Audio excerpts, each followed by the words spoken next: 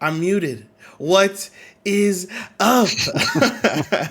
Ghosts and Guardians, and welcome to the podcast Ghosts and Guardians, where myself and paracausal co-host, the homie Gil, we out here talking to you guys about this week at Destiny and at Bungie. Every single week, every Thursday, 5:30 p.m. Pacific time. And it's been pretty good so far. This is our fourth episode. I definitely put third episode. This is the fourth episode, right? Yeah. Yeah, this is the fourth episode. Okay, I updated the title. Oopsie, this is the fourth episode. And it gets hype. It gets more hype every single week because there's always new news to talk about every single week. Yeah, like this week we have some pretty great news about the actual podcast itself. I know I said this last week. I was hoping that we'd have all of our stuff ready to go to be on a completely different channel, but I need to make a video for that, and we need to have a bunch of stuff ready for it. But the news that I want you to know about is that we finally have a logo. Shout out to my friend Lee. I'm actually sure when we make or when we have the panels and stuff on our Twitch, I'll make sure I credit them so that way you can find their art and things elsewhere. They actually might help us with an entire stream setup. We're not there yet, but we're going to look into it. But if you want to see it, here it is. Ghosts and Guardians. I absolutely love it. You've got the ghost, you've got the mic. It's just wonderful. It just makes it so easy and obvious to tell like what it is that we're doing here. A podcast all about Destiny. Yeah, we're loving it so far. Gil, what do you think, man?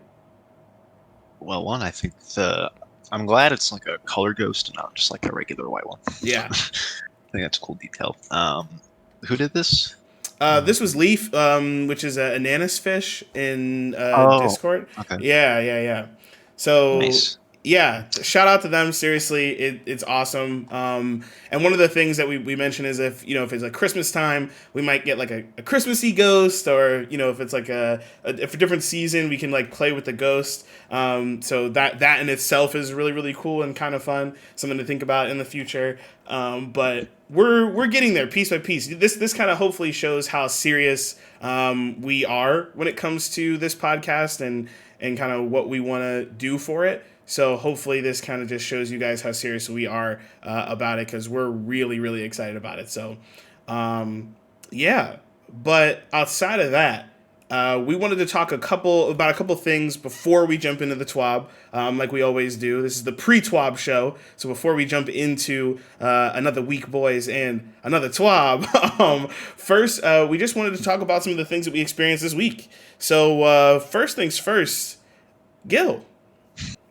You and I did what I believe to be one of the hardest things to do in Destiny. That is the same thing over and over again. I do want to say so not Trials. Granted, we did play Trials, which maybe we should talk about that too. But I wanted to talk about the Grandmaster Nightfall. Myself and the homie Gil did our first Grandmaster Nightfall, which was the Devil's Lair.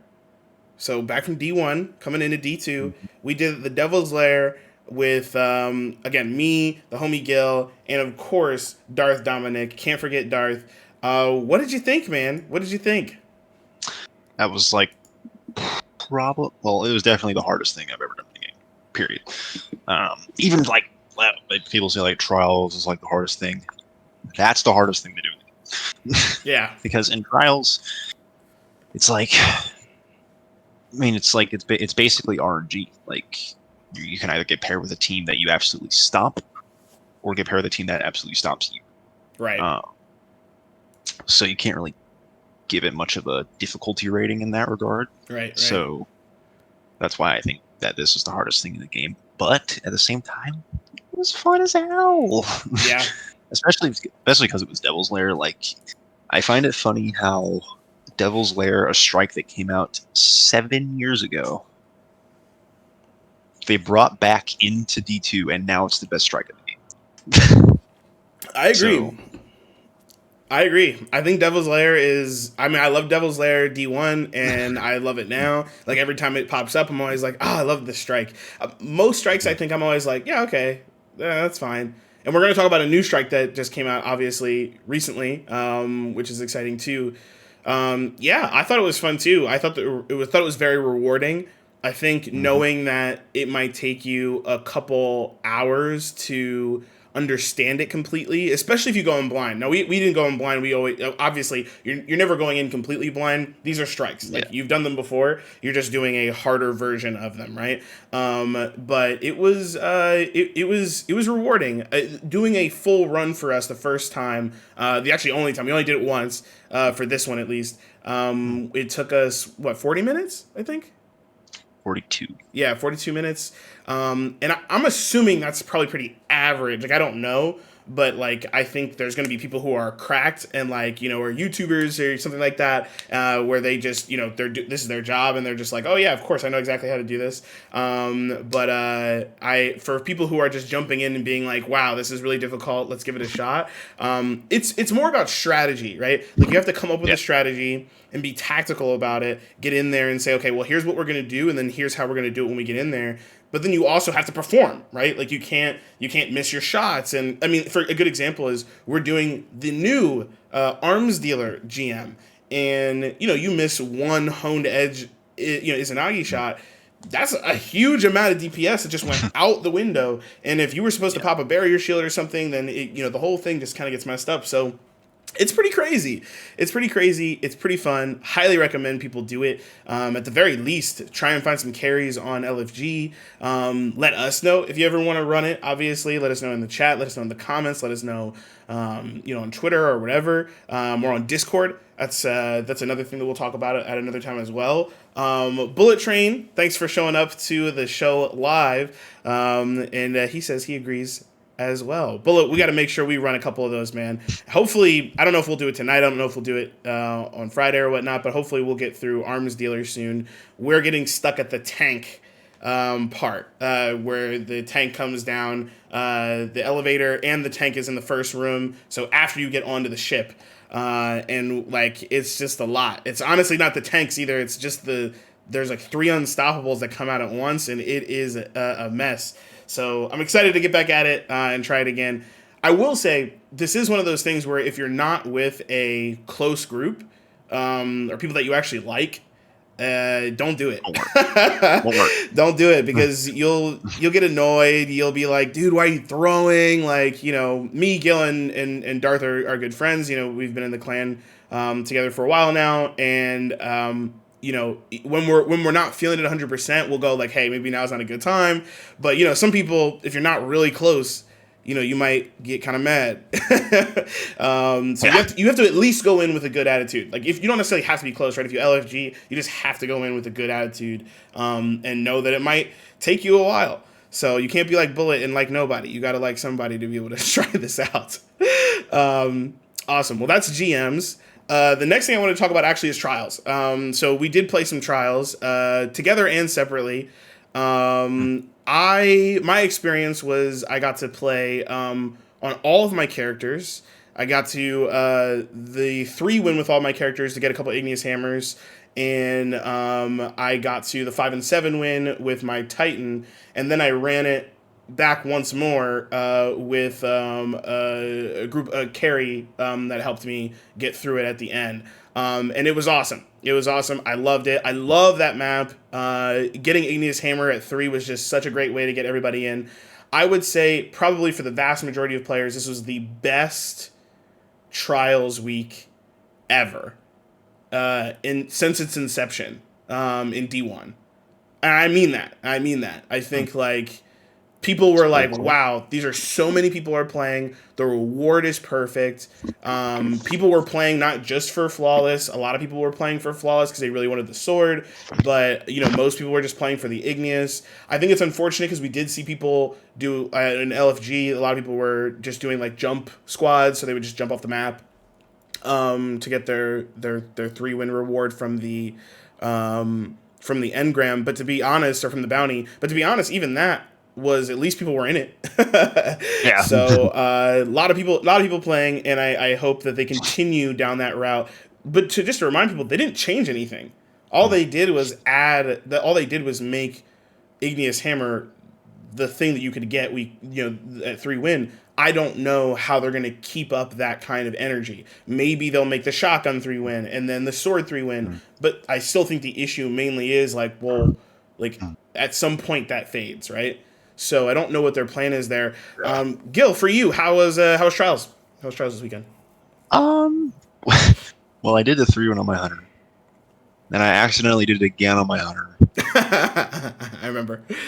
So, but at that point, I was just tired. I had to work the next day, so I didn't play Trials much this weekend. But from what I did play, it was fun.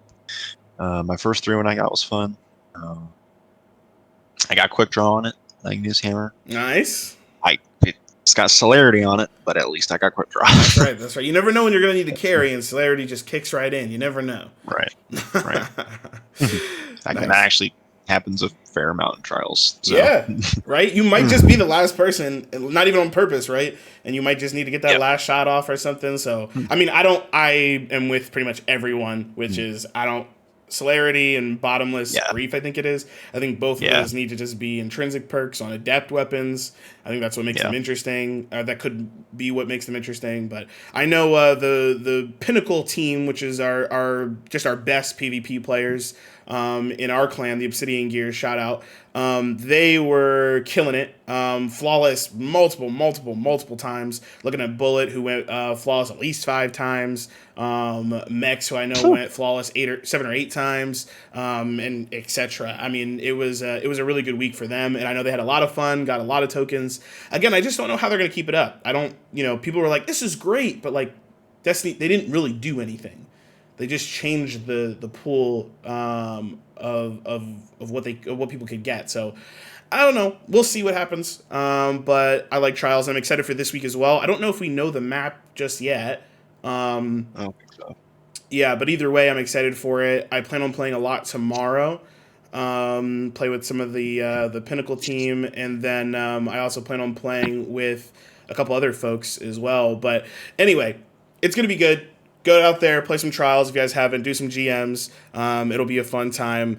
Moving on, though, if you're not a big fan of Trials, you might be a fan of Iron Banner. Recently, yesterday, we were streaming on this channel, and we were streaming Iron Banner accidentally. We thought we were going to be streaming the GM. I was testing out my new streaming setup. If you can't tell, things look different. Thanks, Darth. Things do look different, and that's just because we're waiting to basically.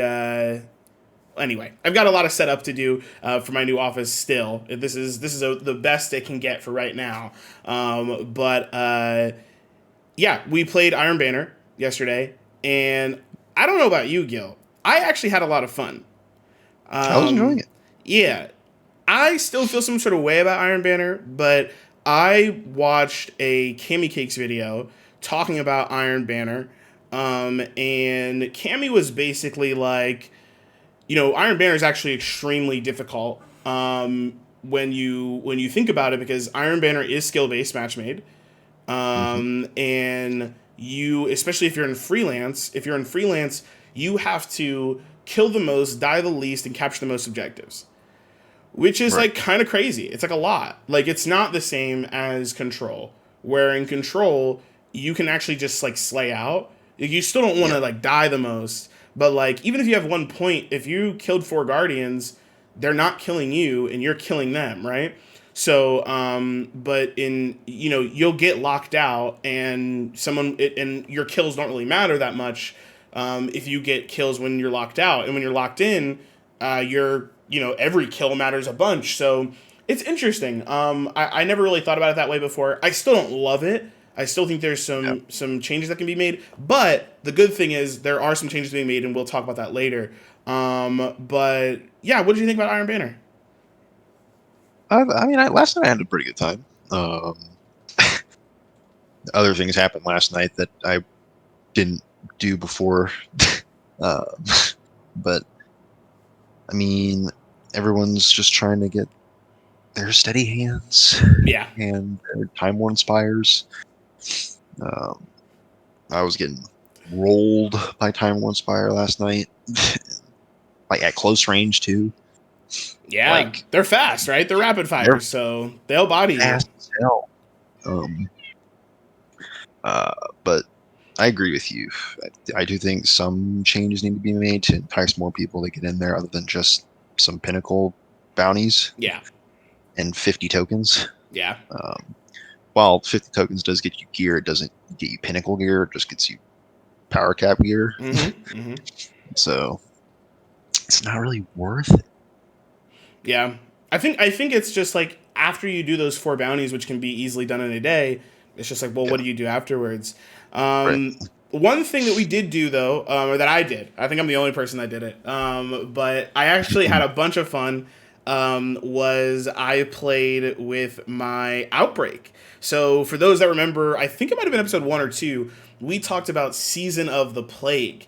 And Season of the Plague is a community-run season or event where people are basically playing with Outbreak, and they're wearing Outbreak looking stuff, so Siva based stuff. So for me, for example, I'm a Titan, right? So I was wearing my Synthoceps with the like Siva ornaments. I wore the quarantine emblem. I had the Siva ship, and I was wearing Rasputin stuff as well. And it was all red, and I was slaying. I was slaying. I'm not even joking. You know what? Let me just prove it real quick. That's right. I'm gonna be that guy real quick, and I'm gonna prove it. Let me show you my stats real quick. Which I'm not like I'm not a god, which makes me which is why I feel like I can gloat during these times, because I'm not that good. And if you didn't know, I use the Destiny Tracker quite a lot. If you don't know what Destiny Tracker is, it is a awesome website where you're able to look at information about your stats in Destiny or many other games. Maybe you play Rainbow Six, or maybe you play Call of Duty or Apex. Basically, not Destiny Tracker, but the Tracker Network. They just wire APIs into their website, and it's pretty awesome. One of the cool things they have is something called Session Viewer, and I gotta recommend this to everybody. If you don't use Session Viewer and you're even just interested in PvP, highly recommend taking a look at it, because what Session Viewer allows you to do is look at an entire session that you played, meaning from time A to time B, and say, oh, well, I played 10 matches. How well did I do in those 10 matches? Because I'll show you this, for example, right? If you look at this session right here that I played yesterday, and you look at this one game, Iron Banner Control, the Anomaly, right? If you look at this one game, you'll see that I am top of the leaderboard. I did really well, but we lost. And we got crushed. Look at this. 43-92. We got crushed. And you might sit there this whole time and be like, oh my God, we got destroyed. We were terrible. Oh my God, everything's terrible. But if you look at my entire session, I had a 71 win-loss, which is great, which means I won 10 games and I lost 4 games. That's not bad at all. And then when you look at my KD over the entire session was a 2.14. So if I go in, so what's great about people who are really taking the game seriously, what they can do is actually say, I'm just going to practice my snipes this game. And over a session, you can say, wow, look, I lost a bunch in the beginning, or I didn't really get that many kills in the beginning. But at the end, when I stuck to it, I was able to get a ton of sniper kills and I did really well. So the fun thing about this was, and Power can back me up on this, Gil can back me up, I never took off my Outbreak. And I wanted to. We went against this great team. They were a lot of fun. It was it Ninja Clan? Yeah, I think they literally were named like Akatsuki. Shout out to Naruto references, right? And basically, we started. It was this Iron Banner match right here. It's me, Gil, and Powered. Look at us 3 at the top right here. I'll actually make sure I zoom in so you guys can see it. So me, Empowered, and Gil, we killed it, right? And we won by a margin. It was real small. It was close. It was close. You can see me and Empower were doing a little carry here. Gil, you got to catch up. You know what I'm saying? But it was all good. Yeah. But it was all good, though. It was all good. We had a lot of fun. And so we were like, oh, shoot, we might need to try hard, right? And then we got destroyed. We were positive. But look at this. Me, Empowered, and Gil all over 2.0s, right? For the KDA. All over 1 at least, right? So we were killing it, right? We were killing it, but they just destroyed us. They destroyed us, right? And then the next game, we were like, nah, we ain't playing around. Look at this. 16 kills, your boy. 34 points. My KD was a 3.20. It was so much fun. Outbreak only, quarantine. I really want to do this with the clan. If you haven't done this before, honestly, during the season of the plague, this community event, it could be a really fun time to either stream it with a group of people, stream it by yourself. I'm telling you, obviously, Outbreak is worth it. I mean, you look at my stats here, and my Outbreak was slapping. And it was, I'm just saying. So, all right, anyway, it was a fun time. I think we had a fun time, and I'm excited to keep the ball rolling. Gil, you ready to get into the TWAB? Yes, sir. Why don't you start us off? Go for it. Okay. So, recently, this week, we got a brand new strike that we've been waiting for since the start of the season. And let's just talk about the strike as a whole, compared to other strikes in the game. What do you think about how it compares to like things from Destiny 2 strikes up until now, and like the Destiny 1 strikes that have been brought back in? Yeah. So Proving Grounds, that's the new strike, right? Personally, I really liked it. Yeah. I really, really liked it.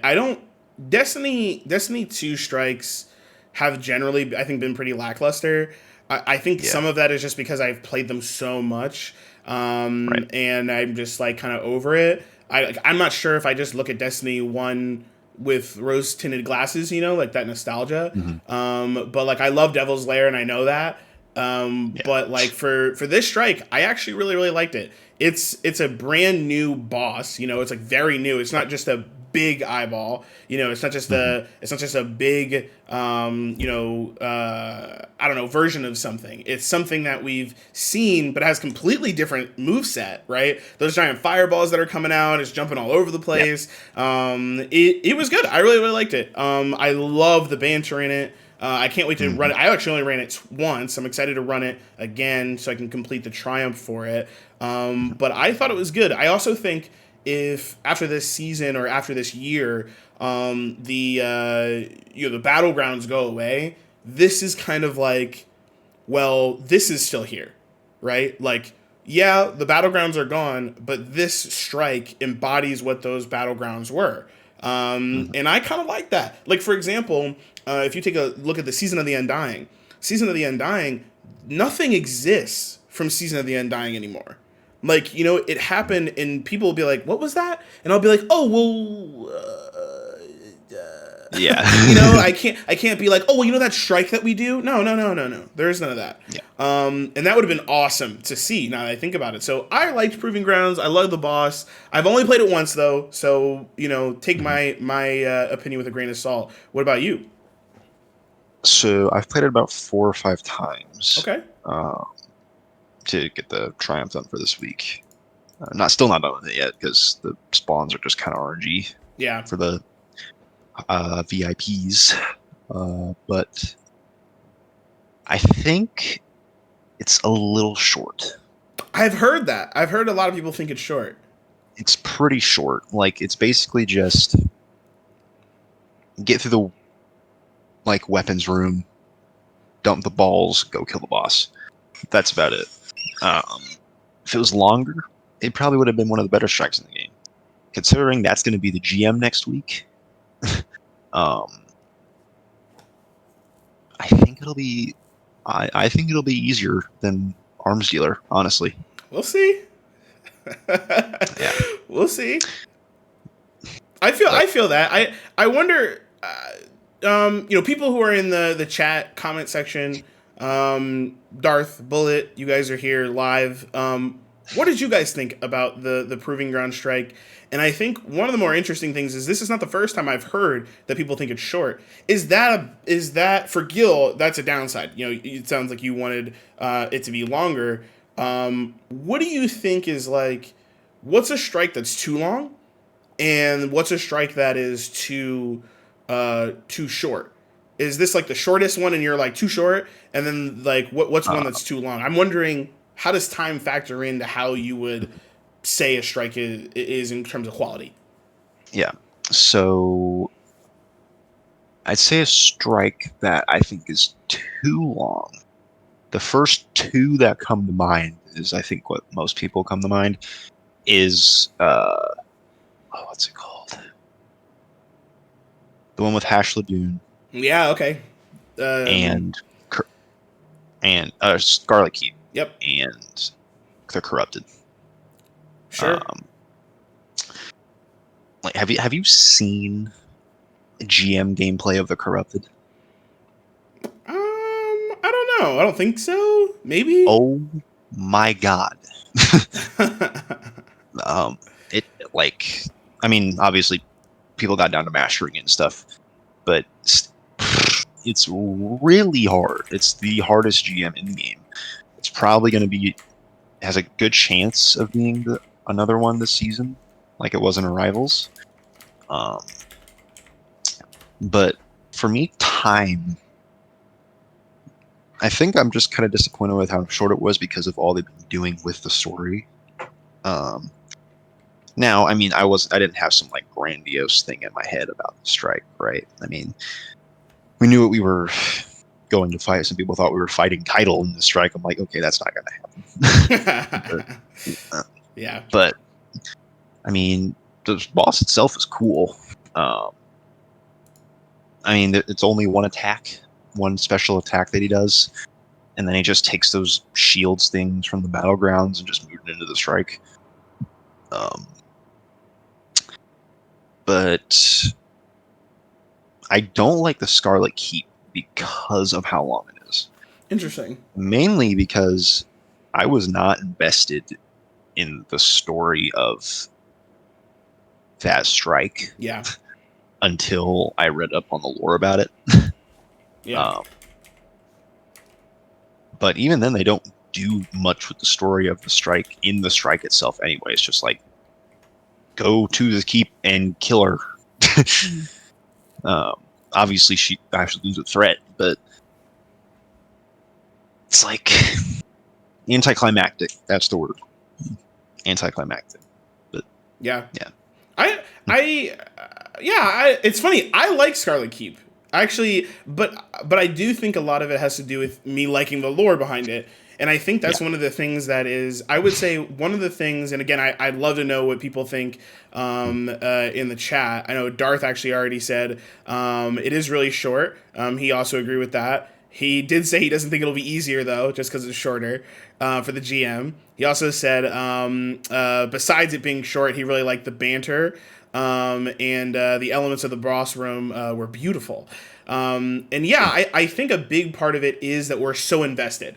I think one of the reasons that I like Glassway is because I'll never forget when Elsie was like, the list is long. She says that all like every time. I say that every time we jump in. Same with my favorite strike, Devil's Lair, beneath the ruins of the Cosmodrome, right? Like right. If there's a line I can say that mattered to me, Hash Lagoon, the Hash Lagoon fight, this fight right here. Is there even I think Eris talks to you during it. I think. Yeah. But it's not super memorable. But Hash Lagoon isn't memorable, which I think is an error on Destiny's storytelling. We actually, I don't know if we actually got to talk about this. Literally, I'm glad you brought that up. In the story of Shadowkeep, we part of the quest step for completing the story is doing the strike. We literally have zero background and build up to fighting Hash Lagoon. Yeah. In the strike, in the story itself. Yeah. We literally just go in and kill her, and then that's it. Yeah. So that's also kind of why I don't really like it. Yeah, and I think some of that has to do with how old it is. I think Shadowkeep was just a different time for the studio, and I think Paul Tassi says it really well. And so does it wasn't Asdacross, but we'll leave it at Paul Tassi at least. He said it really well, which is like, this is the beginning, right? Like, this Season of the Chosen is great. We're going to talk about seasons, but he says Season of the Chosen is great, but it's the beginning of how things should be for Destiny. The storytelling in this season, for seasonal storytelling, no one's saying that the season should be like Forsaken. Nobody's saying that. There are some people who are saying that, but nobody here is saying that. What we're saying is that the seasonal storytelling of Chosen allowed us to be invested, right? In the strike that is, honestly probably mediocre. If you put that strike on mute, the only thing that really stands out is that there are 2 tanks in it. You're in a giant tank and you get to see it moving, which is awesome visuals. And then the boss has a surprise attack kind of thing, and which is kind of cool.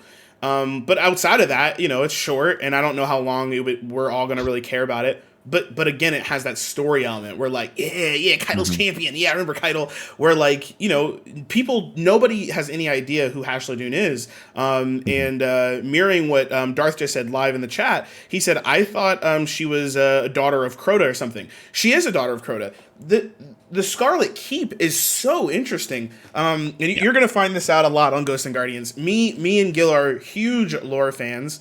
A quick synopsis, Shadowkeep is really about the Pyramid's arrival, and basically this sect of Hive that are using the Pyramid's darkness to, really, their main goal is to resurrect Crota. But they basically just want to take over the moon and kill everybody, right? Like, just that's what Hive do, to consume. And but the leader of this group right now, at the time, was Hashladun. She was the leader of the Scarlet, of the Swarm. They were called. She was the leader of the Swarm, and it's a huge deal.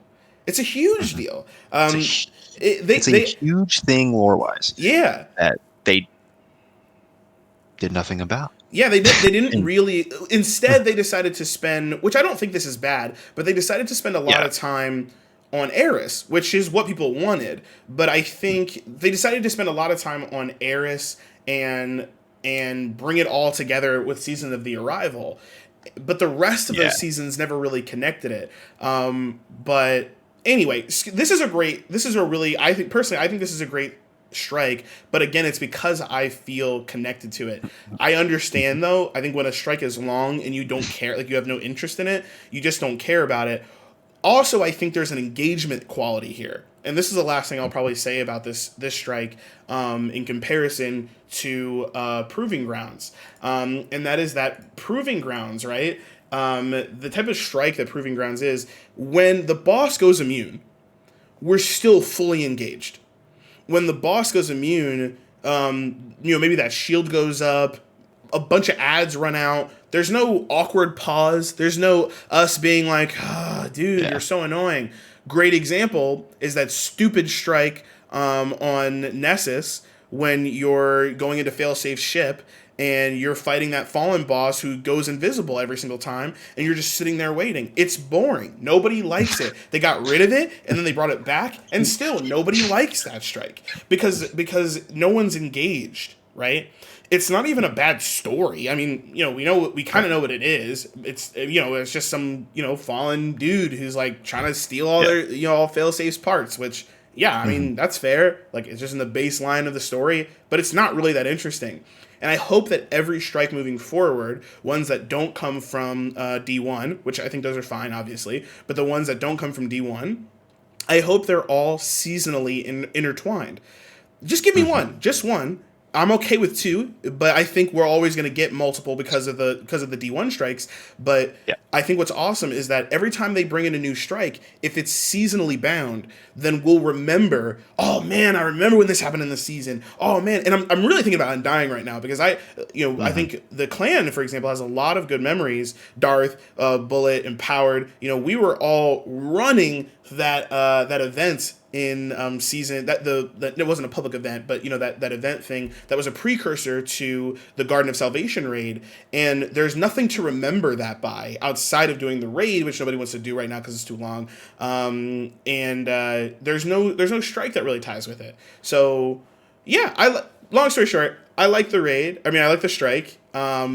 I'm okay with it being short, but I guess I'd be okay if it was longer too. I never really thought about it until I heard people say it. But I think the fact that you're complaining that it's too short is a good thing, right? That means you wanted more, right? Which is that's good. That's a good problem to have for a video game manufacturer. For a developer, they're sitting there being like, "Oh, you want more?" So I think that's good. All right, you want to keep going? Yes. So after this strike, there is a cutscene, and it just sum it up. Spoilers if you haven't seen it. Oh yeah, definitely spoilers. Basically, they already failed to assassinate Zavala once. Crow saved him. Thought it was an illusion of Aldrin, but it actually was him. We beat Keitel's champion in the Proving Grounds, so now Keitel has to withdraw all her forces from Earth. And what was that it? In terms of the armistice? Yeah. Yeah, that's it. The armistice basically said, hey, we're done here. You're going to leave. You're going to take all your troops. Anybody that's still here is going to get murked. We can do whatever we want because they're supposed to leave. And that's pretty much it. Yeah, it's just an armistice. Just to stop. And so they were going to basically seal it in blood. Yeah. That it's over. Consecrated ground. And yeah. Yeah. On this hollow ground. Cuts her hand. Gives the knife to the scion that's just kind of doing the thing. There's another scion in the back top area with a sniper, but it's not actually a sniper. It has a sniper with the light suppression device that we found in Challenger's Proving 4. And basically, he takes a shot at Zavala's ghost. These Vanguard really need to keep their ghosts away. But I know. He shoots Zavala's ghost, and the ghost isn't dead. It's suppressed for a minute, but it still makes Zavala lightless. I'm kind of weirded out that the other sniper just didn't take another shot, but I guess plot. But the scion takes the cleaver that he got back from Keitel and tries to kill Zavala. Then Aldrin jumps in the way, hits him in the face. Or Scion hits Crow in the face. And Keitel picks up the Scion and throws her on the ground like John Cena. And watch out! And then she's like, bring that Scion who took that shot to me right now. Zavala, I didn't order this. And then Zavala, or Crow, takes the suppression device off the ghost. Zavala gets his light back and turns around, and boom, it's Aldrin. And I've said it multiple streams on this channel multiple times. I wanted to see what was going to happen when the Vanguard found out who Crow was. I'm disappointed overall with that aspect. Now, yes, Aldrin did save Zavala's life twice, so that has to count for something, right? But Zavala reaches down, is like, need help up? Helps him up. And so Zavala and Crow are like, cool. We don't really know anything else yet, or how Zavala feels about it. But what sucks is that we go back to the tower and we talk to Zavala after it's over, and he's like, "Yeah, Connor knew." I was pissed Yeah. because I wanted to see Icor's reaction more than anyone else's. And we're just like, "Yeah, Icor knew." She was like, "Aldrin Sov is dead." Well, true, but like, how do you feel, right? And how long did she know? So, but overall, cutscene fantastic. What do you think? Yeah, I mean, I loved it. I think I loved it. I thought it was excellent. Of course, we want to know what you guys think as well. What did you guys think of really? If you didn't know, this is in game called the final seasonal storyline quest. That's like what it's Yeah, called. So this is like it, as far as we're aware. Some people are speculating that that will be more at the end of the season to tie together to the next season. But yeah, I really liked it. I think we'll probably do another. We'll probably do a video or a part of the podcast in the future where we talk about how we feel about the entire story. But just this part, when we talk about the cutscene itself, there are so many great parts about it, right? I mean, we got to see like those two, Keitel and Zavala, say, "Oh yeah, we're good now. Like, look, like we're understanding each other," yeah, and then we get to see what usually doesn't happen. I feel like usually that Scion would have taken the shot. Somebody would have, killed one of, Crow would have killed a Cabal. Cabal would have killed, somebody else, yeah. and then war would have broken out, right? Instead, Right. Kaito's like, yo, this was not me. Check it. Destroys the other Scion, right? She's like, listen, this obviously wasn't me, right? And we actually got to see like almost what could have been an entire like show. This could have been a season, right? Yeah. This literally, the Keitel season could have been an entire season of a show where, Keitel and Zavala have this beef now, and it just goes on until, there comes some resolution. But instead, they had the resolution in there, which I really liked. I think it was crazy because it also showed, like you said, one of the things I was kind of not super happy about was how they dealt with Ikora. I think Zavala's voice line saying Ikora knew was a way of us not having to guess or think about it. I still think the reason that Ikora doesn't have voice lines is because they can't get her, they can't book her. I think they booked her for Witch Queen now. And it's like, look, you have a lot of lines in Witch Queen, and you're like, that's where we're at, and we don't have time to record these other roles because they would have already been recorded. And I just think they don't have them. But I'm also honestly not as surprised, I think, as some people would be about Ikora and Zavala's reaction of not being mad. These are some incredible people. Like, I mean, I am definitely a Zavala simp, don't get me wrong. But like these are incredible people. They're allowed to get upset, angry, and mad, but they're not allowed to stay mad. They're leaders. They're not allowed to just go and be mad, forever. And I mean they can, but then they turn out like Saladin. And Saladin is the only one who's allowed to be that upset for that long. Not everyone else can be, and he's not a leader in the Vanguard. He's the leader of Iron Banner, right? Like, he just runs Iron Banner. He's the only Iron Lord left, right? And well, not left, but but he's the Iron Lord. You know what I'm saying? Like, and I think it's one of those things where it's like you don't want to be like Zavala being okay with knowing that Aldrin Solve is dead. Like that does not surprise me. Like Ikora is absurdly intelligent, and her mentor is Osiris. Osiris. Like Osiris literally, I mean, I'm not saying that Osiris killed her best friend or anything like that. Aldrin saved Osiris. Aldrin saves Zavala. Aldrin saves Zavala again. And guess what? It's not Aldrin. It's Crow. And they all, if they don't understand that, if they don't understand that this person literally is not that person anymore, then Zavala is not following his own rule, which is that you're not supposed to know who you are, right? Anna Bray is a great exception to that rule, and I think that's because he looks at her like it's his kid. Like Anna Bray is like, oh, Rasputin, yay, I belong here, and he's like, stop doing that, and she's like, no, and he's like, all right, fine, and I think in this case he's like, you know what, like you're not Aldrin, you're someone else, and he goes for long walks.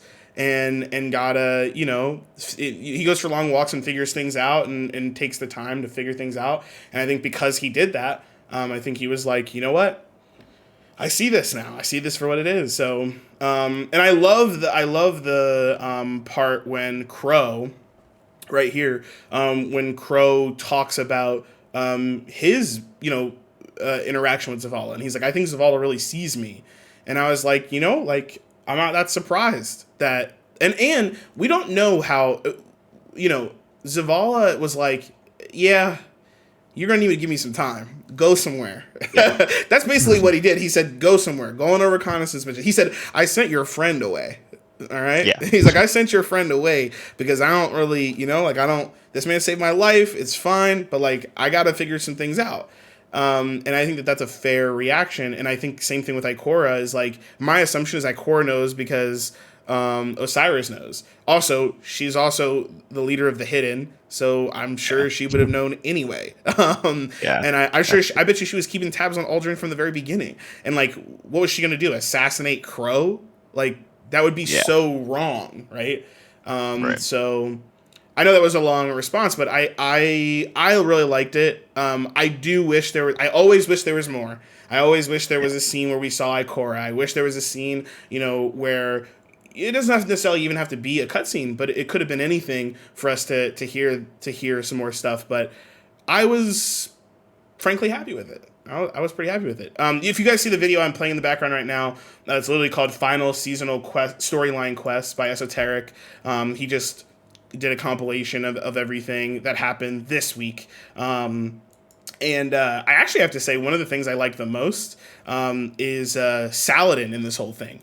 Saladin is a great example of auxiliary storytelling, where you could remove Saladin and you still have the same storyline, but having Saladin in this season and having him have so many lines and talk about how he feels about things and why he's upset and what he wants to do, it just adds to the depth and the wealth of lore that we get to have, and that people like Gil, who's really connected with, Rise of Iron, he's like, well, I'm really glad that, he's like, well, you get to be connected with this person that is the guy from Rise of Iron, you know what I mean? Mm-hmm. And if you're a new player, you're going to go, wow, who is this guy? He's a grumpy old man, you just get more feeling around it. And one of the things I'm so excited for Witch Queen is that they keep saying, one of the things that we're doing is we're introducing new characters, we're introducing new characters who are going to be pivotal when we hit Witch Queen. And I was like, what are you talking about? You know what I'm saying? What does that mean? Yeah. So I'm really excited for what that means. I think we're going to see some of these characters take a step up from the story, and I'm excited about that. Right. All right, that's my rant. Someone's dying. Someone's dying. I don't know who it is. Someone's dying. I also think we're going to get more characters, though. I think we're going to get, I'm not saying that Shah Han or... Is that his name? Shah Han? Sean Han? Yeah. Shah Han? Yeah. Shah Han. I'm not saying that he's going to be the next, really important guy, but I think we're going to get more important characters in this story. I think this game's about to get really big, right? Yeah. It is possible we're going to get all of the destinations at some point. It is possible we'll have every destination on the map, and there's going to need to be a vendor in each location. There's going to need to be... They want this to be much more MMO-like. There's going to need to be multiple vendors that give us things that are more interesting and more intriguing than the things that we have now. And I think that what that means for us is, they're probably just going to start adding important... I don't mean adding necessarily, but bringing back... Asher Mir, I'm still wondering what's up with him.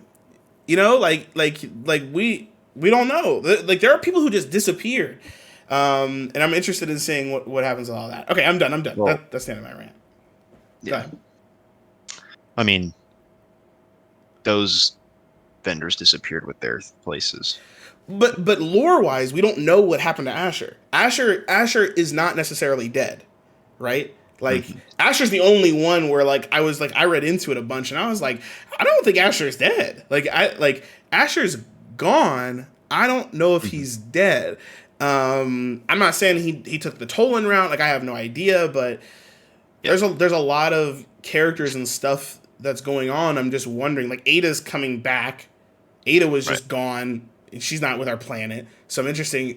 She wasn't with a planet that disappeared, so I'm wondering what happened. You know, what their justification is going to be for that. I hope she doesn't disappear, and they're like, "Oh yeah, she's transmog now." I'm going to be like, Yeah. You better have some story in here." But anyway, Let us continue with the TWAB. yes, sir. So this next thing I find funny called the lobby balancing act. Oh, before we get to the balancing, can we talk about that last part, which is the patch notes? Oh, from last week? Yeah, so at the bottom of the TWAB of Oh, that first section, they talk about how lots of us are testing stasis out right now, yeah. and checking some of the changes that they made. I wanted to do like a quick mini review of the patch notes, not everything, but just some of the things I think that everybody is super interested about. Particularly being the gameplay elements here. Yeah. Mantle of Battle harmony. The obviously all the stasis changes. I think that's pretty much it. Is really those things. I think we can just skip over Mantle of Battle harmony. I don't think you used it or I've used it in PvP yet, so we can skip over I don't that. even have it. But okay, yeah, I own it, but I don't think I would ever use it in PvP. But let's talk about these stasis changes. And again, I definitely want to know what people in the comments and the chat think, because this is a heated topic. Like, what do people feel about these? Is it nerfed into the ground? I know, I think it was Cool Guy. It might have been True Vanguard, but I think it was Cool Guy, YouTuber for Destiny, PvP YouTuber for Destiny. He was posting screenshots of how his entire team, he was just freelancing, and his entire team, six stack, we're all using solar. And he would post it again. He go, I found another one, and he would just keep posting it, which is wild. So let's start with you, Gil. How are you feeling? We don't have to go over every single one, Yeah. but how are you feeling about stasis right now? We played a lot of Iron Banner. How are you feeling about Yeah. stasis and where it's at? I think every single nerf is great. The Duskfield was the biggest for me, and the Duskfield nerf has been fantastic. It's a lot easier to not get pulled in. I'm a lot easier to get out before you get frozen. I like the little UI change on the side, so that way I actually know when I'm going to be frozen. Yeah. And then the Titan Super lasts like half as long, and it's in the patch notes it's a 10% damage reduction, but it's noticeable. Oh yeah, 10%'s a lot. Yeah, it's noticeable. So I think overall it's been great. I have been using a lot of Golden Gun. Now I don't really hunters. I mean, the shatter dive was good. 4-second cooldown, that's good. Really good. But I haven't really been seeing a lot of Duskfield being thrown, really. I personally switched to Glacier for Shatter Dive. Yeah. But I don't know if this is a bug. It happened like 5 times yesterday, where I threw a Glacier grenade. Well, 3 times to me, 2 times on me. So 3 different times I threw a Glacier grenade. It froze the person. I Shatter Dived, and it did no damage. Interesting. And then it happened to me. I got frozen with a Glacier grenade twice. I got Shatter Dived. I didn't take any damage. Yeah, I mean, it sounds like a glitch. I mean, there's definitely nothing in the patch notes about that. So that sounds like maybe when you're frozen, it's just not like proccing the damage. Like Yeah, maybe like ice I just don't doesn't know. affect you or something. I don't know. I like it. But Keep it up. Hunter Super still good, Yeah. still very good. Yeah. Um, so I'd say that's like the highlight that I guess should be nerfed. But other than that, I think it's fine now. Yeah, I agree with you for the most part. I think Withering Blade is my favorite nerf. Those Hunter Mm-hmm. Shurikens. I mean, the Shatter Diving definitely is better because people are having to think about it more. Right, And they're not just spamming it because people were just spamming it, and it was just an right. unfair movement advantage with no, with no cost. Mm-hmm. And now that I actually use Top Tree Dawnblade and knowing that I have to time my two dashes, because if I dash twice and then I get caught somewhere, I'm beat. Like I have to be careful. Where if you're just shatter diving over and over again, which to be fair, like shatter diving up and down isn't like nearly as intriguing as back and forth, but it's still just really good. And with the no damage reduction, that's great too. But the Withering Blade, I was getting killed by Withering Blade a lot Yeah, before this, and it was rough. Like I yeah, didn't realize it. I was like, I didn't know that Withering Blade could kill you like that. And people were like, oh yeah, that'll destroy you. And I was like, okay, right. well, I'm glad that they changed that.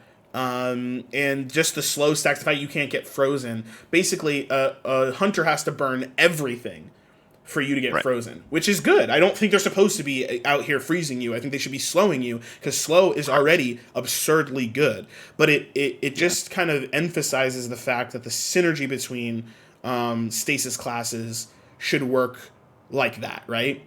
Like if Right. a hunter starts by slowing people and then a warlock goes in and freezes someone, if me as a titan comes in and just bursts through them all, it's a wrap. Yeah. And I personally really like that fantasy, and it actually plays out, I think, quite well competitively.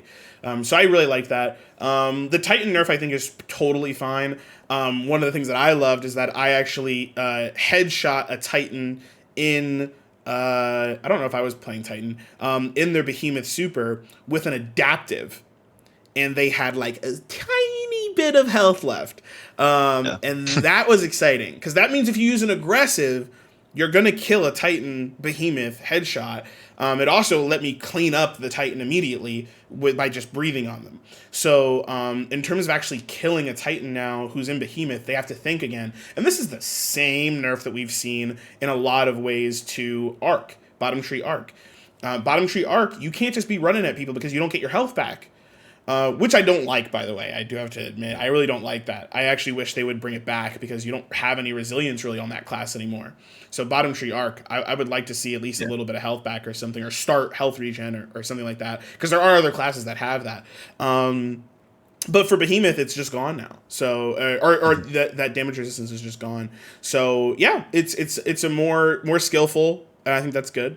The only thing that I think, the two things I think need a nerf now are actually, and I know Dart's not going to agree with this, but one is the Hunter Super. I do think it just needs a slow to its free for it needs a nerf to its slow. I think it's applying too many stacks too quickly.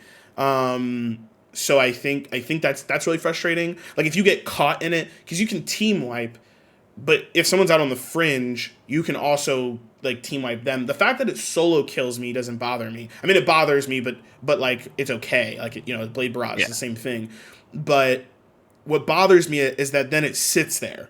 So if you throw it at B and Hmm. I'm the only one there and we all have to get to B, well then we're just off of B for the longest time. And there's nothing you Right. can do about it. It's not a Titan bubble where you technically could chance it. It's not the Hmm. same thing. So I think that's a little annoying, but I also have been out playing it recently, so I'm not super mad about it. But Yeah. Warlock is what I'm having an issue with. I don't know if you've seen the memes, but the Warlock Super, the tracking is nutty. Somebody was I like haven't seen. shooting the I don't want to call them ice flare ball, it's not what they're called, but was shooting Winter's Wrath into the air and it was coming back down. So like better, stronger than D1 Truth Rocket. Like it was like Damn. following people around corner. I mean, it was crazy. And I think what's frustrating about that is even if it did do that, the radius of the blast is so large that, Yeah. and it hits through walls and stuff. So like, it's just like, oh, blast, you're dead. It's like, well, I'm just going to throw this into the ether. It's going to hit somebody and I'm going to kill them immediately afterwards. And it does last a fair amount of time. And it's a really hard super to shut down because it's just flying around. I do think high level players are going to find it easy because they'll just snipe them. It'll probably be a trade with getting frozen, but you'll still be able to get the headshot snipe on them and they'll just die. But I think for medium level players and obviously lower, I think they're really going to struggle with it. I struggle with it, especially if you have multiple. I mean, it's just like back to back to back. And there's no super. I mean, it's a really good super to shut down other supers. If you're a behemoth, you're going to get frozen and shattered immediately. It's happened to me multiple times. Even if you're Thunder Crash, you'll get frozen in the middle of Thunder Crash. Right. So that's getting a little ridiculous to me. I don't know how they're going to fix that. Again, I think if you tone down the shatter ability, the radius of it, so that you have to get closer to shatter it, then I think it's more in line with like the Titan one. Because right now, Titans have to get to you to kill you, and Warlocks can just stay in back and just kill you at any range. So. That's my thought on that. I would otherwise I would say great. I would say like 9 out of 10, 8 out of 10. And I think there's just a couple little outliers, and we'll see what happens. Oh, also they didn't mean for it to track that much.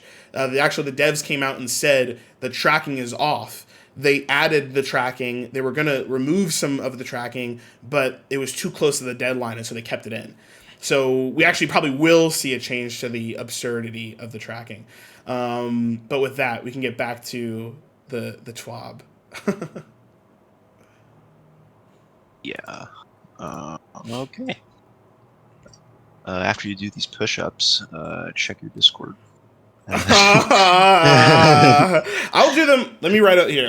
I'll make sure I do them at the end. For those that are probably confused about what's happening right now, we're still doing this on my Twitch. So if you're watching this on YouTube, we're still doing this on my Twitch. And on my Twitch, I have a thing for me to do push-ups for a certain amount of gears or watch time, channel points.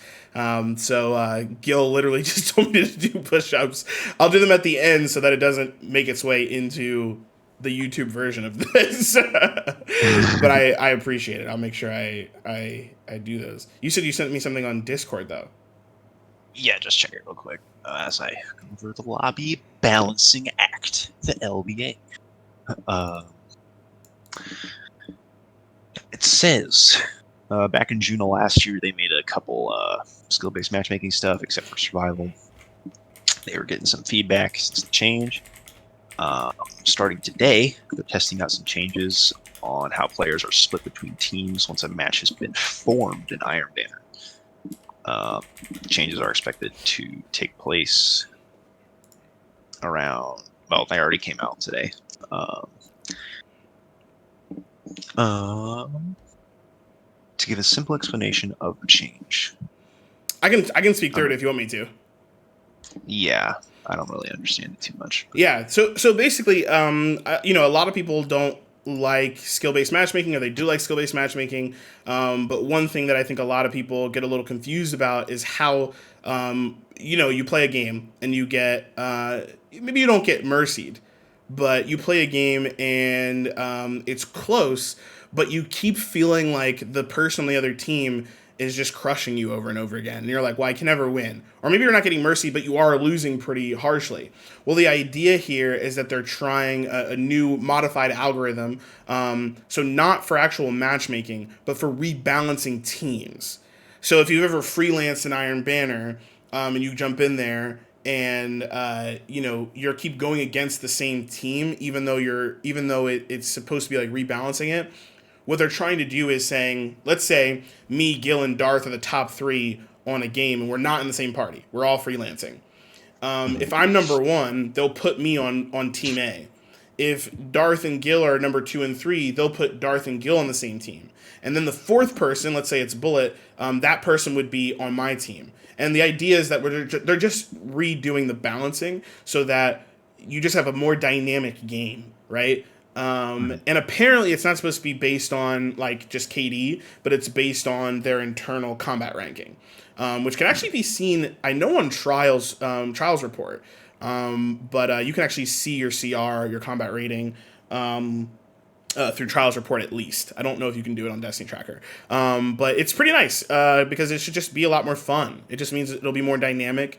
When you join a match and you get stomped, but it wasn't a mercy, so they didn't find better teams or whatever. They'll reorganize. Right, they'll reorganize the team, they'll rebalance the team so that you have a better chance of winning the next round. Which I also think is nice because sometimes you want to play with someone who's on another team. Maybe second, third place recognized each other in the match just by their skill alone, and maybe now they're on the same team, or where the top player is the top player, so it's like they don't really need the help if they were that much higher up. So yeah, it'll be good. I think this will be. I don't think there's anything bad will come of this. I think this is just going to be good, a really good change. And I haven't played it yet, so I'm excited for after this for us to jump in and actually give it a shot and see if it makes any difference. Indeed. Well, let us move on, because, that's not really a huge thing. This weird-ass Prime Gaming Award. So, in case you didn't play Year 1 of Destiny 2, they are giving away a free Huckleberry for Prime gamers, along with the ornament, a opulent shell, and a legendary ship.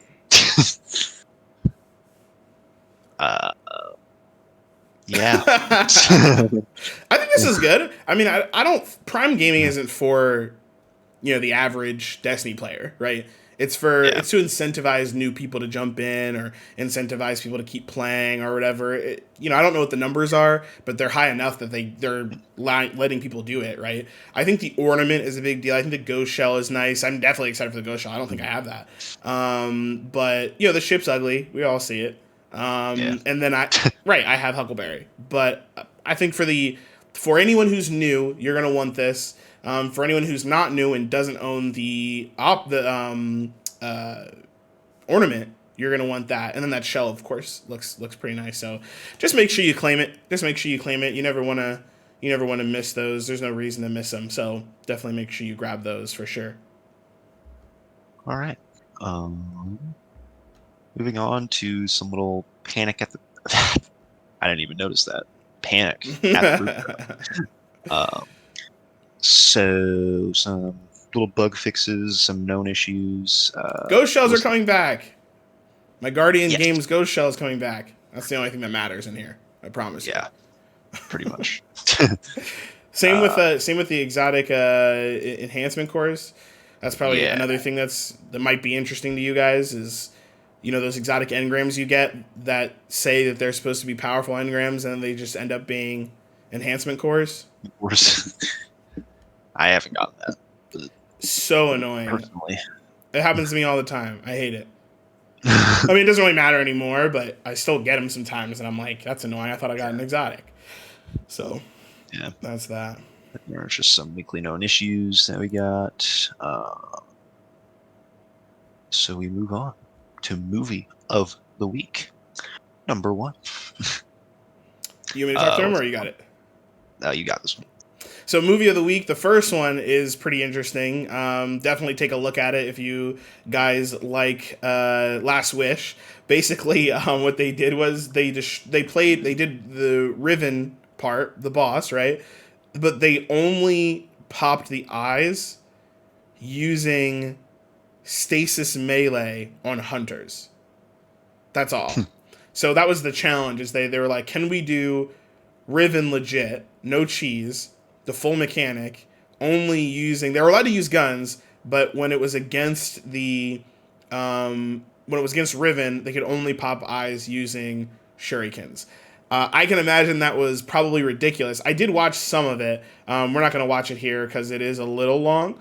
But if you guys are interested, I really like the way that they did it. They showed like the main guy, I guess probably the person's channel. They showed that person like, you know, front and center, but then they had a bunch of other like little screens to show what everyone else was doing. And I did think that was pretty cool. And they were using all sorts of weapons, but again, for the actual eyes themselves, they were only using shurikens, which is pretty cool. So if you guys wanted to take a look at that, definitely go check out the TWAB. And then the other one, which I thought was really cool, is Task Force Titan. It's literally like a cinematic trailer for like a movie that doesn't exist, where there's a task force of Titans, a fire team. Actually, it was more than a fire team, that are being called to the task to help this lone hunter guardian on Europa. And there are a bunch of brigs who are attacking this lone hunter, and the hunter needs help. You can see it here. There's all these brigs, and he doesn't know what to do. He's just getting beat up, and so they call in the task force, and you can see how they literally just thunder crash. All of them just thunder crash. And it's such a great video. It's so funny, and it's so cinematic. You got to see it. Highly recommend this one. The other one, if you're not interested in, you know, The Last Wish, I can imagine it. But the Titan Task Force is funny, and it's very well made. So definitely take a look at that if you guys get the chance. And I'll jump into Artist of the Week too, if you don't mind. Cool. So for Artist of the Week, this is awesome. What you want to do is, if you're on the TWAB, you want to click on this website or click on the link here. And what's going to happen is it'll take you to this like kind of generic Wix website. But this person made a awesome website. They actually has the Deep Stone Lullaby playing. And you can click on it says press X to next page, you know, with kind of a play on press X to start, you know, for Destiny. And if you click it, it opens up a portfolio that this person has, where it basically shows a Titan, or sorry, a character, a Guardian, and like the weapon that they use. And that's it. It's just like this really aesthetically pleasing website of art that this person's done. And so you can see here, this one's a Titan using the fallen guillotine. If you scroll down here, here's a hunter using anarchy. Again, just scrolling down, we've got some more. A warlock using Witherhoard. You can see this little ghost there. Now, as a person that really likes like anime, JRPGs, the art in this is so satisfying. It's just so reminiscent of like JRPG art, like kind of like old Persona profiles kind of thing, and I just love it. Here's a great one. This is some classic manga looking stuff right here. This Titan, who of course is using Astral Horizon, the shotgun. This warlock using Graviton Lance with the Nebula ornament. Love that one. And it just looks absolutely phenomenal with it.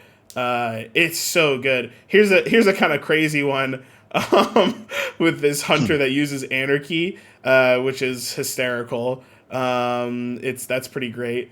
And it just keeps going. So if you guys are interested in this kind of art, it looks so good. And the art is just excellent. Let me look at this one. This is just so good. Mm-hmm. It's so good with Maida. God, it's just excellent. Another one, this classic like tuxedo mask kind of style thing with a Wish Ender classic bow. I just love it so much. I literally I can't even stop. What? Good.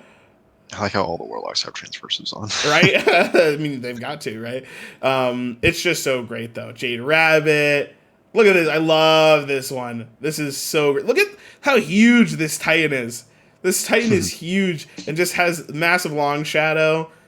Look at this anime quality. Oh, it's just so great. All right. Well, I don't want to keep going forever, but it's pretty great. I could literally go on forever. It's actually quite long. So take a look at it. Look at this. So good. So good. All right. I think that's everything, right? It's about everything. All right. Well, it's time, Gilliard. Let's just talk through this. How do you want to do this? I have it Yeah, you got it pulled up. I would prefer if you shared your screen with me. But Okay. Yeah. Let's try it. Do I want? If I try it, it'll mess everything up. But you know, whatever. Let's just try it. All right, guys. So what we're doing here today is it's something fun. It's something fun. It's something I think we're gonna like it. We are doing a Destiny 2 only seasonal tier list. Now, we had this idea before Paul Tassi did it, so let me go ahead and put this out there. Granted, he probably was working on it before we even thought of it, but before he posted the video, we had this idea, okay? So I didn't steal this from Paul Tassi or anything like that. Shout out to Forbes. But no, it's hopefully will be a fun time. Hopefully you guys will enjoy it. So I'm going to share my screen with Gil real quick. Hopefully this doesn't ruin everything. Really hoping that it doesn't. How can I do this? I'm gonna stream it at really low resolution. Can you see that? Yeah? yeah. Okay. So hopefully this works well. Sorry we didn't get to test this beforehand, guys. I'm also not... Oh, you know what? I can also change this by doing this. Look at that. Okay, great. So yeah, we're going to do a tier list for our seasons of Destiny 2. So me and Gil are going to talk through it, just like you do in any tier list, and we're going to decide together the official Ghosts and Guardians tier list for Destiny 2 seasons. And what I'm really excited about is what I'd like to do. I didn't talk about this to you yet, Gil, but every season I'd love to do a review of the season at the end, and add it to this tier list. So we'll come back to this tier list, and add images every time, and just add it to the tier list, move things around if we have to every season, as we do the reviews for each one. So we'll do a review for Season of the Chosen. Granted, we have Season of the Chosen on here, but we will do a review of Season of the Chosen at the end. But for now, we're just going to go ahead and get started. Do you want to go in order? So you'll see that I numbered all of these, and anybody can use this, by the way. Yeah. We'll post a link and stuff. Do you want to just go in timeline order? Yeah. Okay. Yeah, that'd be a better idea. All right. You know what? Yeah, you know what's crazy? What? Just even looking, there's 13 seasons of Destiny 2, bro. There's 13 seasons with, like, basically 3 of them being, like, weird stagnant things, right? Like, D1... Yeah. And then, like, D1's weird, like, DLCs. Age of Triumph. Yeah, so, like, but the rest of them are, like, but yeah, there's a lot of seasons, and we're not done yet, We're just pulling along. By the time we get to Witch Queen, right, we'll have, it depends. Season 16 is Witch Queen launch. And then there's another one, but is there another year or another season before Lightfall?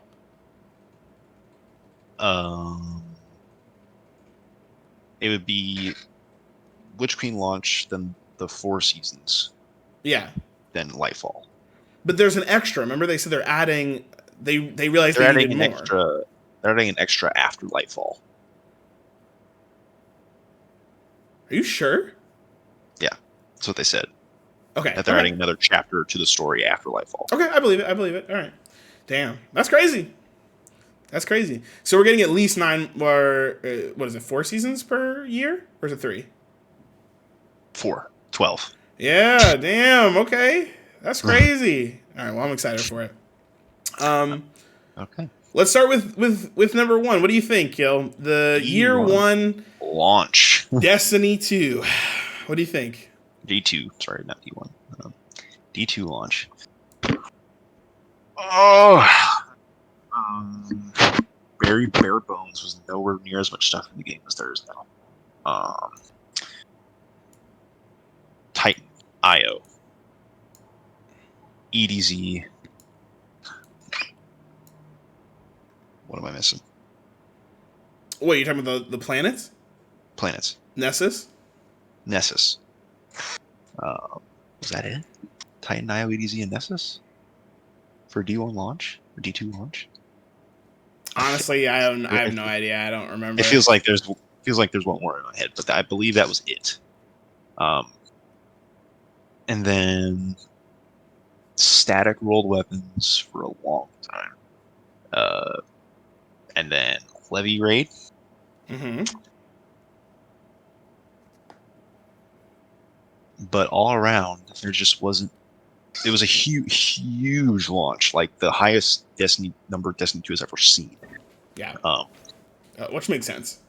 Yeah. But after that, it died. It shot down really quick just because of how little there was. I wasn't like a huge D2 player when it first came out, so I don't really know everything. But personally, on my list, I made a list for myself before we did this. On my list, I put it at C. But what do you think?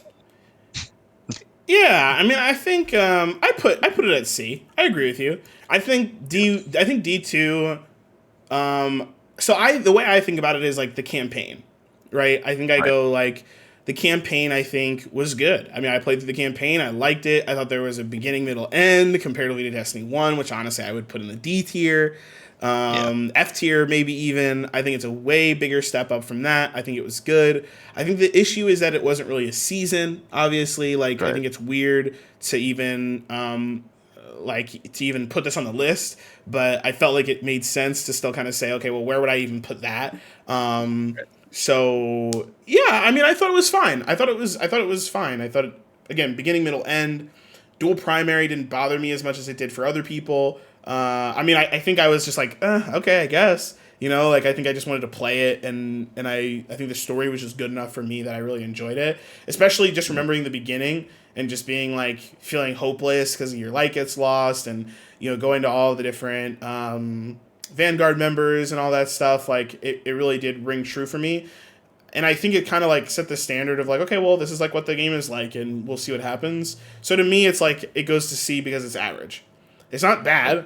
It was average, and it wasn't really that live of a game, right? It wasn't like a live Mm-hmm. service game. It was, but it wasn't like, I just played Crucible, I just played Right. Strikes, and I just played the game, met new people, and the pinnacle thing to do was the raid, right? It was just like, oh, the raid's coming, and then you play the raid, and Levy was great. Leviathan, I love that raid. I know a lot of people don't. I really liked it.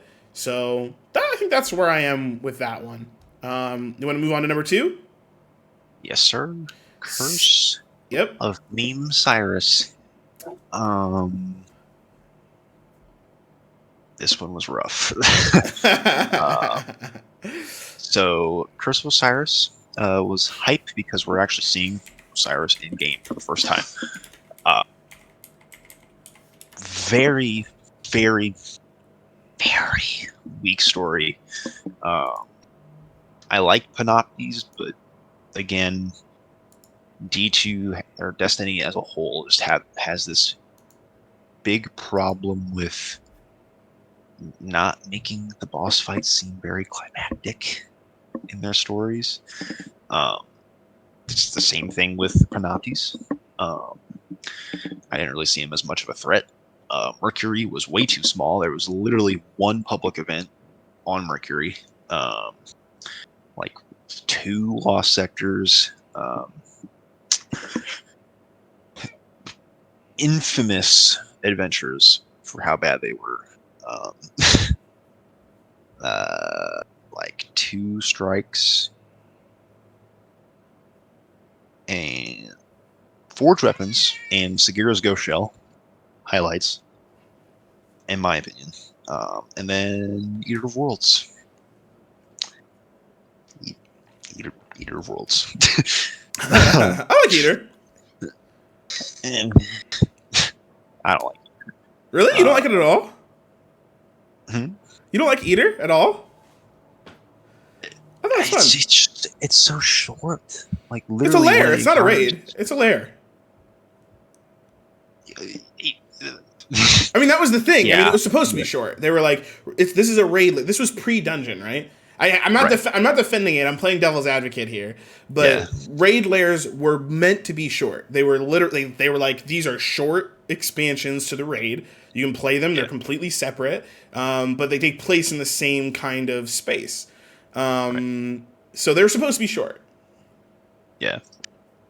But there were a few highlights from Curse of Osiris in terms of exotics. We Ooh. got the colony. Colony is pretty fire. Everybody uses that. Yeah. I mean, they do use it in PvP. They do use it in PvP. It's annoying. Yeah. But we got the main man. We got Crimson. We did get Crimson. That one's DLC. fire. We also got Prometheus Lens. Used to be pretty bad. Honestly, it's not that bad. Yeah, it's alright. Compared to like Ruinous Effigy and like Ruinous Effigy, it's not great. Ruinous Effigy and Ruinous Effigy. The Jade Rabbit and Telesto we got from this DLC. It is the best though. So we got some top tier PvP exotics from this DLC. Yeah. Which I am a fan of. I use Crimson a lot. It's like one of my favorite PvP weapons to use. We got the Aeon Cult exotics. In their best state. In their best state. Back then, weren't great. Now, they're pretty freaking good. So, kudos to them for that. We also got Helmless Saint 14 for the Titans. Do people use Mark 44 stand-asides? Stand-asides are garbage. Absolute garbage. That's about it in terms of like highlights for Armor, Helm of Saint 14, and I guess Graviton Forfeit for Hunter. Or Gemini Jester, sorry. But that's about it. But the Forge weapons were like, and getting Segura Shell was like the highlight of this DLC. Because I thought those weapons looked sick.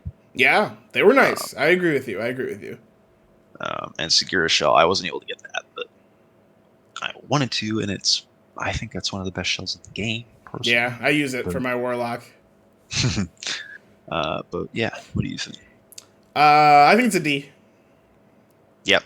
I think it's a D. I don't think it's an F, but I do think it's a D. No. We don't have an F column. Solid D. But yeah, I think it's just straight up D. I think they promise. I think my biggest issue with this season was that they just failed. Like it felt like a failure. It was like, why did you do this, and why did you do this, and like why didn't you like they removed sparrows on Mercury. Yeah. Why would you do that? Like, who thought that was a good idea? They flexed the fact that you were going to get really great loot from the public events. Right. You only got blues. Like, 2 tokens in a blue. That's a classic meme now for Destiny. Like, It was just so bad. Wow, why can't I think of it? The Forest. The Forest? Mm-hmm. Is that what it's called? The Infinite Forest. Forest. A lot of people thought the Infinite Forest was going to be a brand new game mode. Right. People thought the Infinite Forest was going to be a procedurally generated game mode. And I was like, yo, that's sick. Like, let's see how fast we can speedrun this. This is going to give us some replayability. It wasn't even a mode. It wasn't a mode. It was just a location for strikes. I was like, oh, this is terrible. I literally thought, I was like, oh, this is going to be like not a horde mode, but like, a mode where you like, it's replayable. You go in. I remember when I first learned about the Forge. And I was like, yo, we're going to be able to roll our own weapon types. We're going to be able to basically do Black Armory, right? Like, there were just so many, like, promises. And none of them were promises, but there were all these, like, things that I thought they were alluding to that exist in games that they just never, just never happened. It was just, it felt like a step back. And it was really bad. I think if I was to make, like, D1, I think, like I said, D1, part 1, right? It's fine. It exists. It's there. There was enough for me to play to just enjoy it and then be like, okay, I'm kind of bored now. And then Osiris came out. If Osiris had done all the things I just said, right? Sparrows, actually really good loot from the public events, because that public event was supposed to be special and different. The Infinite Forest was a way for you to grind out a resource for you to do basically like black armory rolls or roll for awesome loot from the forge. Because the forge had no significance. The forge was literally just how you got your weapons, but it was just bounties. The forge was just a shiny place to get weapons, but they could have really done something with the forge. If they had done all of that, Curse of Osiris would have been sick. The story I actually was fine with. I think it relied too much on learning about Osiris and too little about Panoptes. Like I was like, yeah, okay, Panoptes, yeah, I don't know who you are, but sure. Like I think they could have done much more to make Panoptes an important character. They could have pulled the classic Panoptes is the boss in the raid, like instead they did the world eater, and that's fine too. But there's no like lore. I mean, there's lore behind it. About Argos, right? Like Argos is so random, right? Like it's like, oh, like there's like this random like world eating thing in my Leviathan. Go get it, and I'm like, okay. Like imagine if Panoptes was there instead. Like that would have been more intriguing. So anyway, yeah, I think it was a step back, and it definitely made me sad. I definitely was not a fan. Definitely was not a fan. So D for sure. That's where I put it as well. Mine. All right. Well, we know what the next one is. On to Warmind. Warmind. A huge step forward from how bad Curse of Osiris was. Huge. The only real big downside I can remember from Warmind was the story. Oh, you didn't like the story of Warmind? I didn't like the end of it. Because we did kind of kill one of the most powerful beings with our pistols, with our regular weapons. Actually, I used exotic with but that's fair. Or with the Osiris or Rasputin's lance thing, which was cool. But that's not why people like Warmind. People like Warmind because of escalation protocol. Yeah. The weapons, the armor looks sick from that. Which is why I can't wait for Transmog to come out, because I'm going to use that all the time. Same. Escalation Protocol, Icolo shotgun, when that thing came out, was literally the most broken gun in the game. Loved it. I wish I was around when that came out. I wish I was in the clan when that came out, because yeah, we were running it all the time. Yeah. What else happened? Mars came back from D1. Right. Not the same Mars from D1.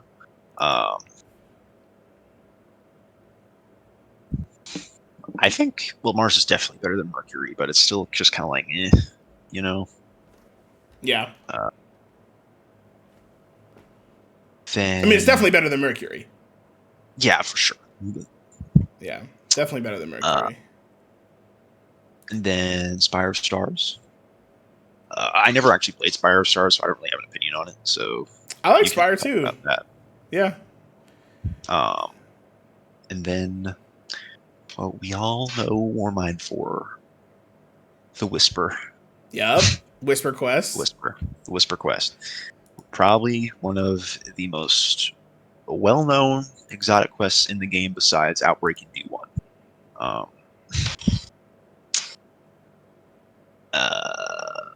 I mean, I didn't even play the Whisper. Well, yeah, I played the... What am I talking about? I played the Whisper Quest because that's how I got the gun. But story-wise, it was great. Was it good story-wise, or am I thinking of something else? I'm thinking of Outbreak. Story-wise for Whisper, it wasn't really very huge. It was just kind of like, go kill this guy and go into the portal and you'll get this gun. But the spaces for it, like the huge room where you got to jump on like the walls and stuff, that place looks sick. And I like how when you fall down, all these shadow thralls spawn. And you got to like run back up. I thought that was a cool detail. And then Whisper itself, just a busted exotic when it first came out. Still good now. Like yeah, it's like balanced now, but it's not like the main source of DPS anymore. Yeah. But it depends on the raid, but yeah. Back then, it was like that was the DPS gun to use. And then exotics, we got hecky highlights, bro. We got Huckbuck, the Huckleberry. Favorite SMG in the game, easily. Mm-hmm. Polaris Lance. Probably favorite scout in the game, honestly. We got Suros Regime, probably one of the best. Favorite auto rifle in the game. Monte Carlo's close though. Yeah. We got World Ryan Zero. I do love that sword. It doesn't do anything, but I love it. The speed running strat for everyone. And then we got Sleeper Simulant back. Garbage. Yeah. It was good for a minute. Yeah, it was good for a hot minute. Yeah. Then it got nerfed. So garbage now. But for armor, we got Armamentarium back. Yep. Quality. Eternal Warrior. Garbage. Worm Gods. Yeah, Worm Husk. Worm Husk Crown. Worm Crutch. Yep. Ophidius Spath. We got Frosties. Apotheosis Veil for Warlocks. Claws of Ahamkara. Ahamkara. But other than me rambling for another DLC talk, what do you think? Yeah, I mean, I loved Warmine. I really loved Warmine. Yeah. I mean, I think it has to do with it being better than Osiris. But I think I don't think it did anything like extra special, right? Yeah. But I thought it was good. I mean, I thought it was better than average. I would probably honestly put it at a B. That's where I put it. Yeah, I mean, it's not great, but it was. I thought it was really good. I remember the story and being like, man, I really like this. Like, this is cool. What's going on? And I think for Zol, even like Zol was a different disappointment, but I think it was the only disappointment. Like, I think, and even then, like I'm okay with Whisper because Whisper makes me understand that Zol, the fight with Zol, wasn't a big deal. It is true. It is literally true. Like Noctis. Noctis is really interesting. That's where Noctis came in. Important character. I felt like even though Osiris was important, he was the only important thing. And nothing else matters. Panoptes doesn't matter. Nothing matters. And that was really upsetting. Whereas when you get Warmind, everyone matters, everything involved. Anna Bray shows up, which was fire. Get the Warmind, which is fire. That's just like talking in some, like, not even Russian language anymore. It's just like some computer language.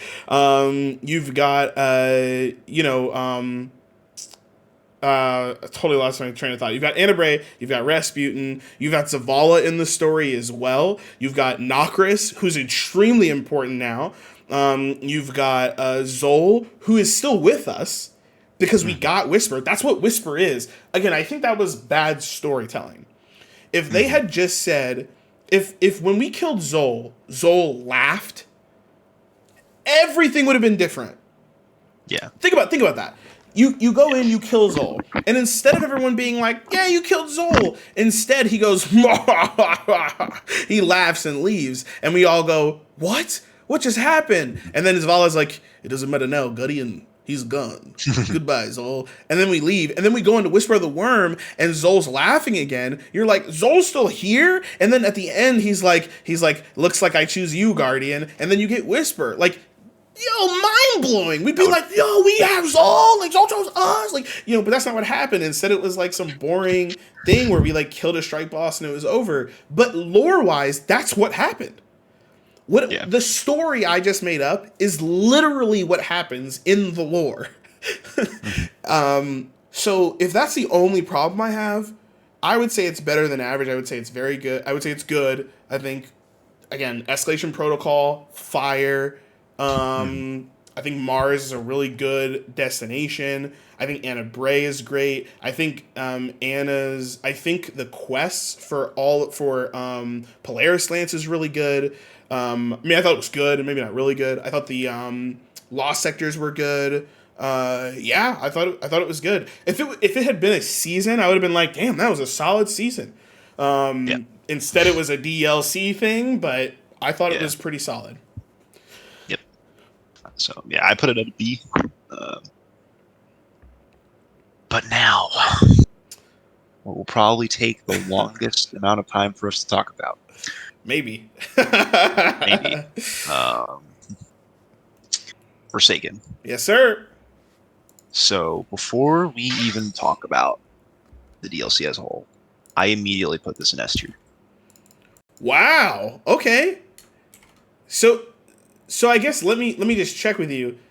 Forsaken being all of the like, what are you including with Forsaken? I'm talking like, well, since we're talking about seasons, I'm talking Forsaken launch. Okay, great. Yeah. Just checking. Um, but that was the easiest S tier of my life, Okay. personally. Yeah. It may not be for you, but that's okay. No. Um, That's fine. uh, and ironically enough, it is the only S tier I have on my list. Um, but we'll see what we think consensually. Consensually, that's not the word to use. Together. Together. We'll use an easy word. So, Forsaken, story banging. Um, Yep.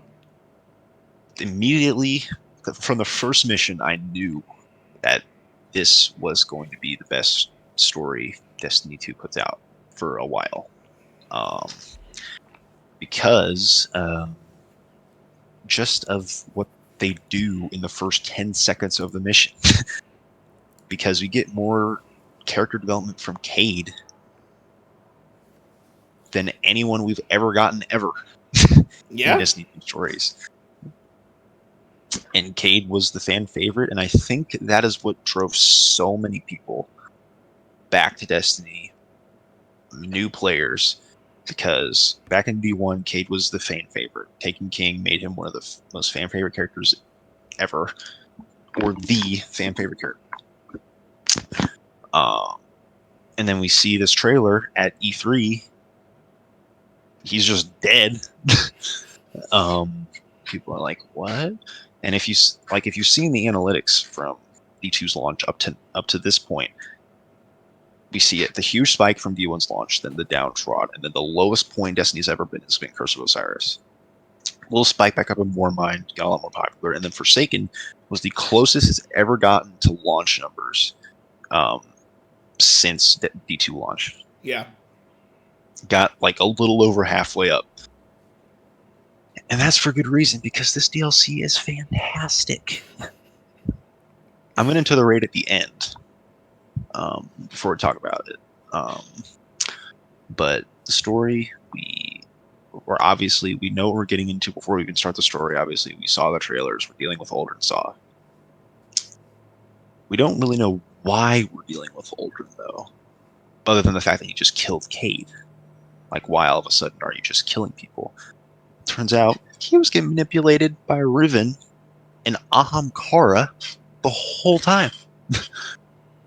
And Riven got taken by Savathun. So immediately, this is something that I just realized recently. We've been getting hints at Savathun since 2018?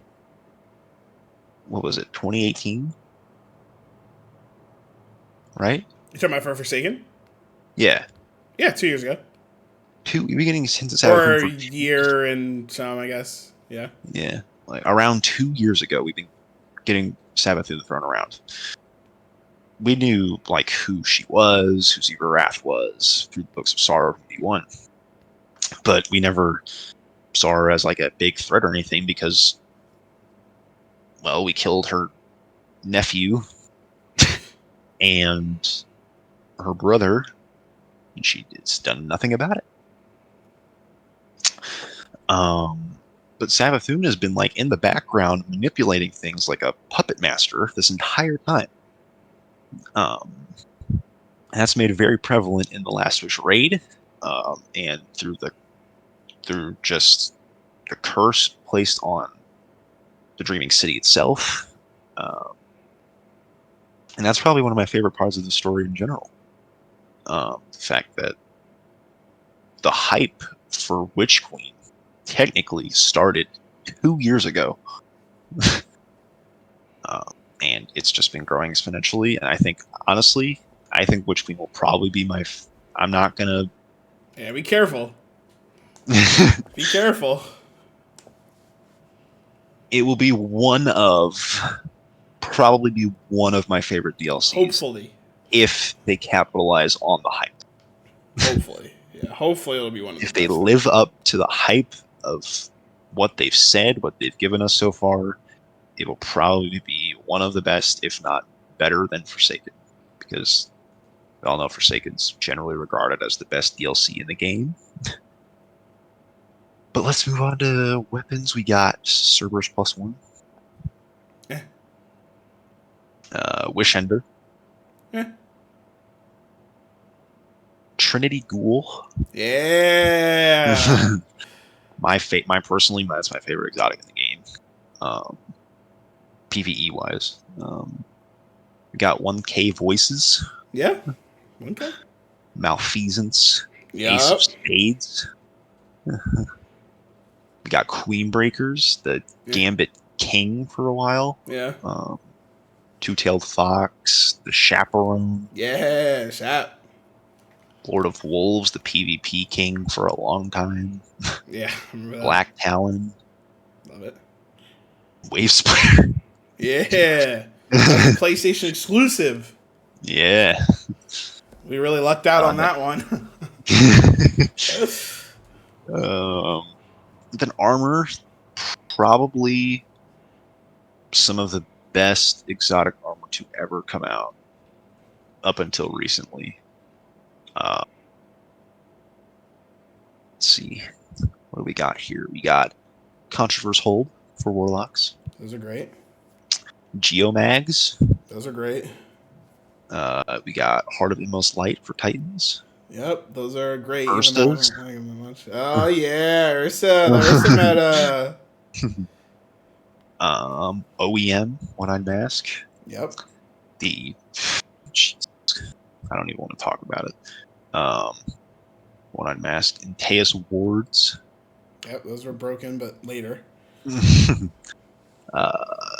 For Hunters, we got the 6 Coyote, Double Dodge, Oath Keepers, Unlimited Bow Charge, Shards of Galanor, most broken Hunter exotic when Forsaken first came out. So that's it from me. I didn't even talk about Shattered Throne. The first dungeon to ever be made. And honestly, I think it's the best dungeon. Still.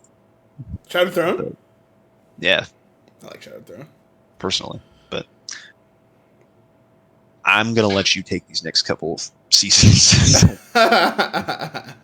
Alright. Yeah, I mean, I like it. I like Forsaken a lot. I think it was incredible.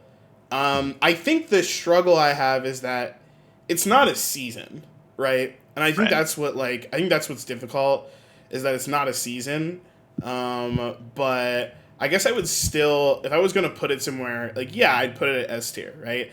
I think it was so far above everything else that it was just well, this is incredible, right? I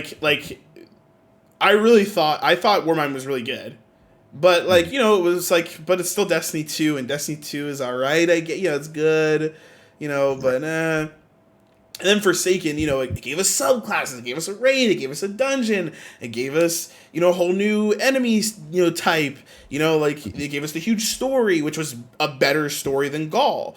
Like it was, like everything was just great about it. So I agree. I think it's a little weird that we're putting it in the seasonal thing, but that's the same as D1, right? I think we put D2.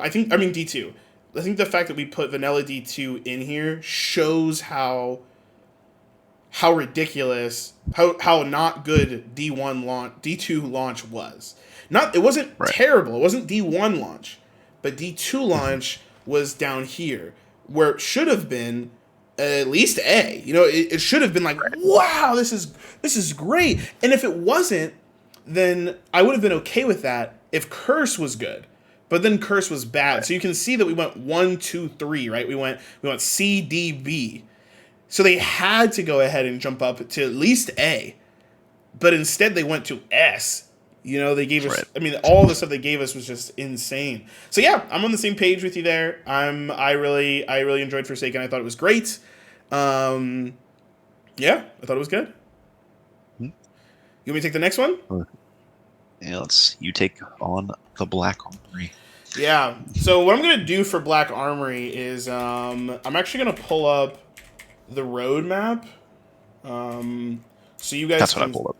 Okay. Cool. So you guys can see, what was in the Black Armory when it came out. Oh, hold on. We actually have the original TWAB for it.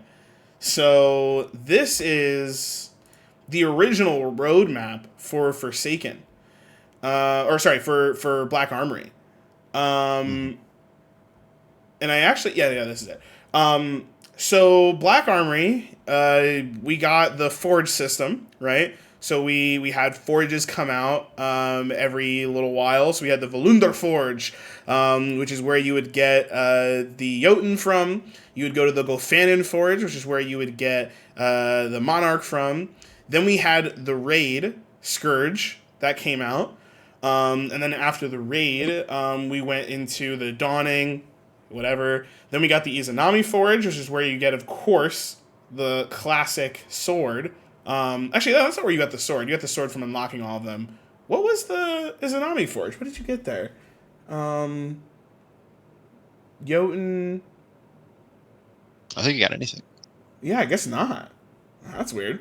You had Niobe Labs, which was really Destiny's first community run thing that wasn't a raid. It wasn't like a world's first. It was just like a puzzle. You had one of the best exotic quests I think of all time, the Draw, which was great. I actually didn't know that this is when we got Last Word. Wow, that surprised me.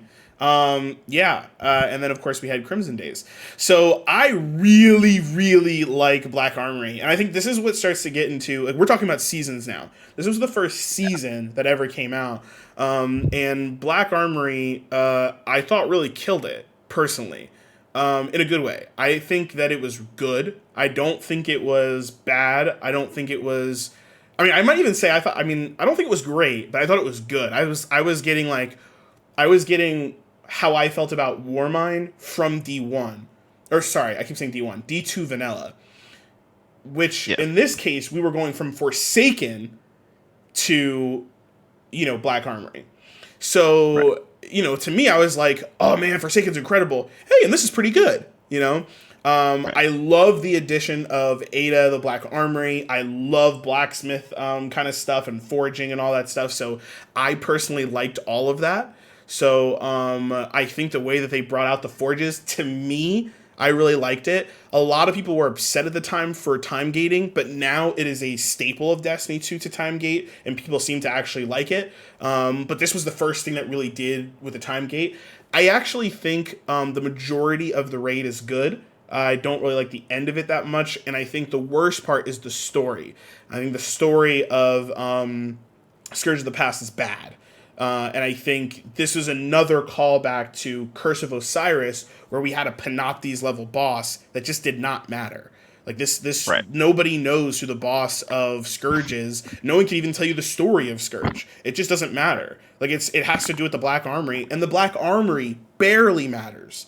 I Right. want it to matter. That's why I like it. So aesthetically, I am a huge fan of it. But in terms of it mattering, that's not really there.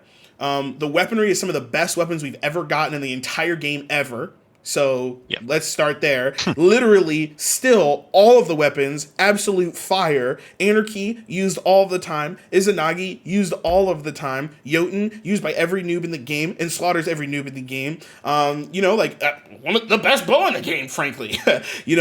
Everything is great. I think the lore behind Black Armory is awesome. So personally, I thought it was really, really good.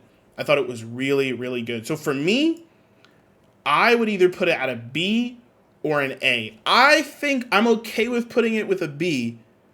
I am okay with putting it at a B because I think B is good. But I think it's really good. So I would either put it before Warmind, or I would put it at A, but knowing that it's at the end of A. I'm okay either way. I put it at A for me. Okay, Gil. That's what I like to hear.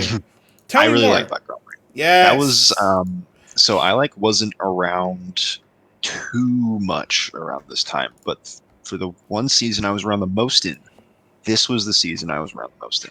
Okay. I personally really enjoyed playing Forges. I thought they were fun. Yep. I liked all the quests you can do for Ada to get certain weapons. Yep. I was still a solo player at the time, so I was not able to get to Niobe Labs or get Izanagi. I got Izanagi this year. So, dude, you missed out on its prime. Yeah, I missed out on its prime. Still great. It's probably my favorite PvE sniper in the game. Besides the legendary ones that you just use by the time. My favorite exotic sniper in the game. And then I was looking at weapons. First of all, last word. Yeah. Ridiculous. Still one of the best PvP hand cannons in the game. There was other weapons that I remember getting. The breakneck auto rifle.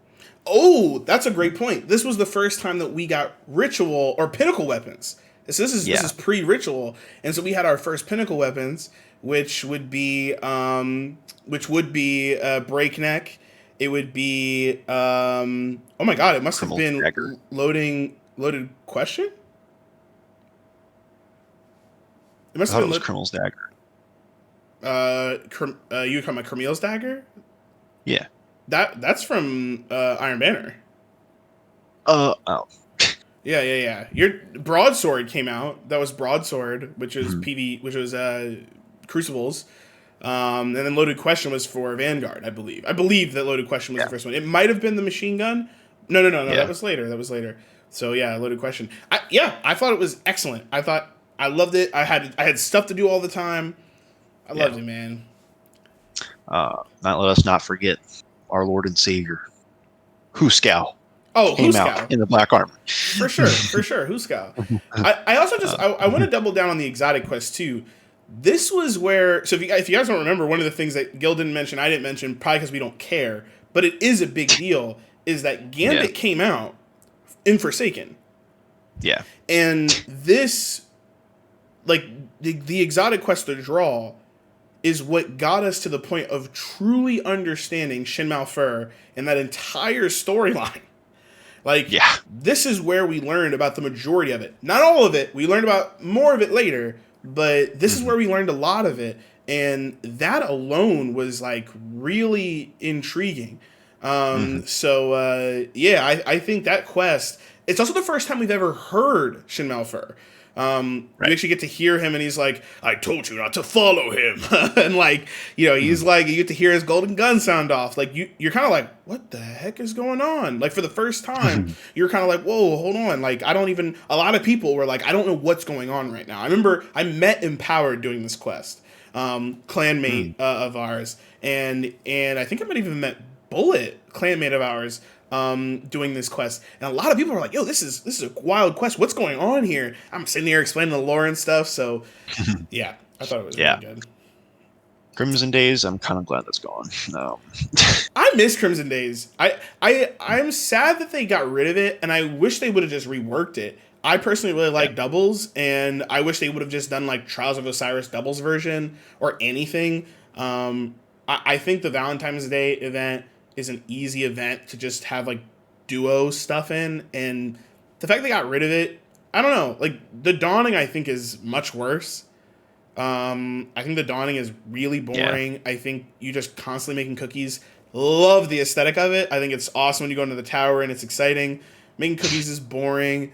It's this whole system they add on top of it. It's just like, I don't want to do this, man. And I think the Halloween event even is like, it's okay. I don't mind running it, but I would rather have it. I mean, imagine if this season you could run the Haunted Forest and then you could go back. I mean, you can't go to Mars because Mars isn't around, or Mercury because Mercury's not around. But imagine if you could go to a vendor and just spend tokens on a vendor to get some spooky weapons or something. It's just, there just needs to be something different for these things. Yeah. I think they add too much. I don't know. Or not, they don't. The stuff that they add isn't relevant or interesting enough for me personally. But yeah. Okay. All around, I enjoyed the season a lot. Cool. So we're putting that. We're putting that in A. Yeah. Yep. Easy A, in my opinion. So moving on to Season of the Drifter. Season 6. Penumbra, I think, is technically what it was called, or something like that. But yeah, it was Season of the Drifter. And let me see if I can pull up. I don't want to use this one. I want to actually show you guys Season of the Drifter here. Yeah, let's just pull it up. Season of the Drifter. So I can already tell you now, Season of the Drifter was super interesting because it was the first time, hopefully the only time, where we got hoping I could just find a picture here. It was the first time that we got and the only time so far, where we got a season solely based off of an activity. To be fair, it's not necessarily just based off an activity. It's really based off of the Drifter himself, but the Drifter was aligned really only with with Gambit. So you can see here the first thing we got was Gambit Prime and the Reckoning. You can see that we got Reckoning Tier 2. You can see that we got a new map for Gambit Prime. We got the Thorn Quest, so we'll talk about that. We got the Invitation of the Nine. So if I remember correctly, this must have been when Trials of the Nine came out? No, Trials of the Nine has been out since V2 launch, sorry. Interesting. Oh, this was just the quest, right? This was just like the quest. Got it. I was like, what? That doesn't sound right.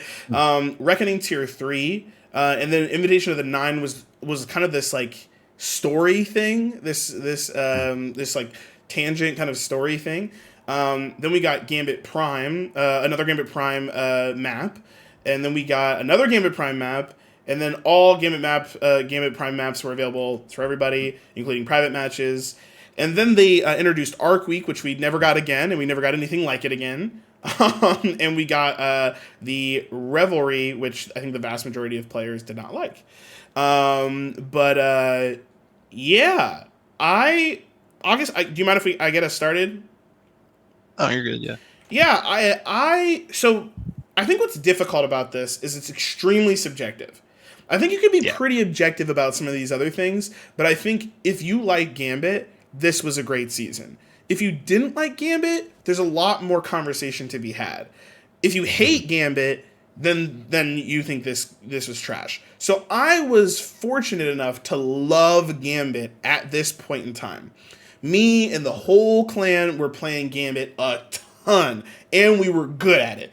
We had particular invaders, we had particular slayers, we had collectors. Like, it was, I had a full Reaper set kitted out. I remember Empowered was playing the guy that slays at the blockers, which was the whole yellow suit, and we were killing it. I mean, everybody had their Power Ranger colors on, and we were just going out there and slaying. I remember Mex was all out in red, and he was just go through Izanagi people, and he was like, Tatara's Gaze actually at the time, and it was just a blast.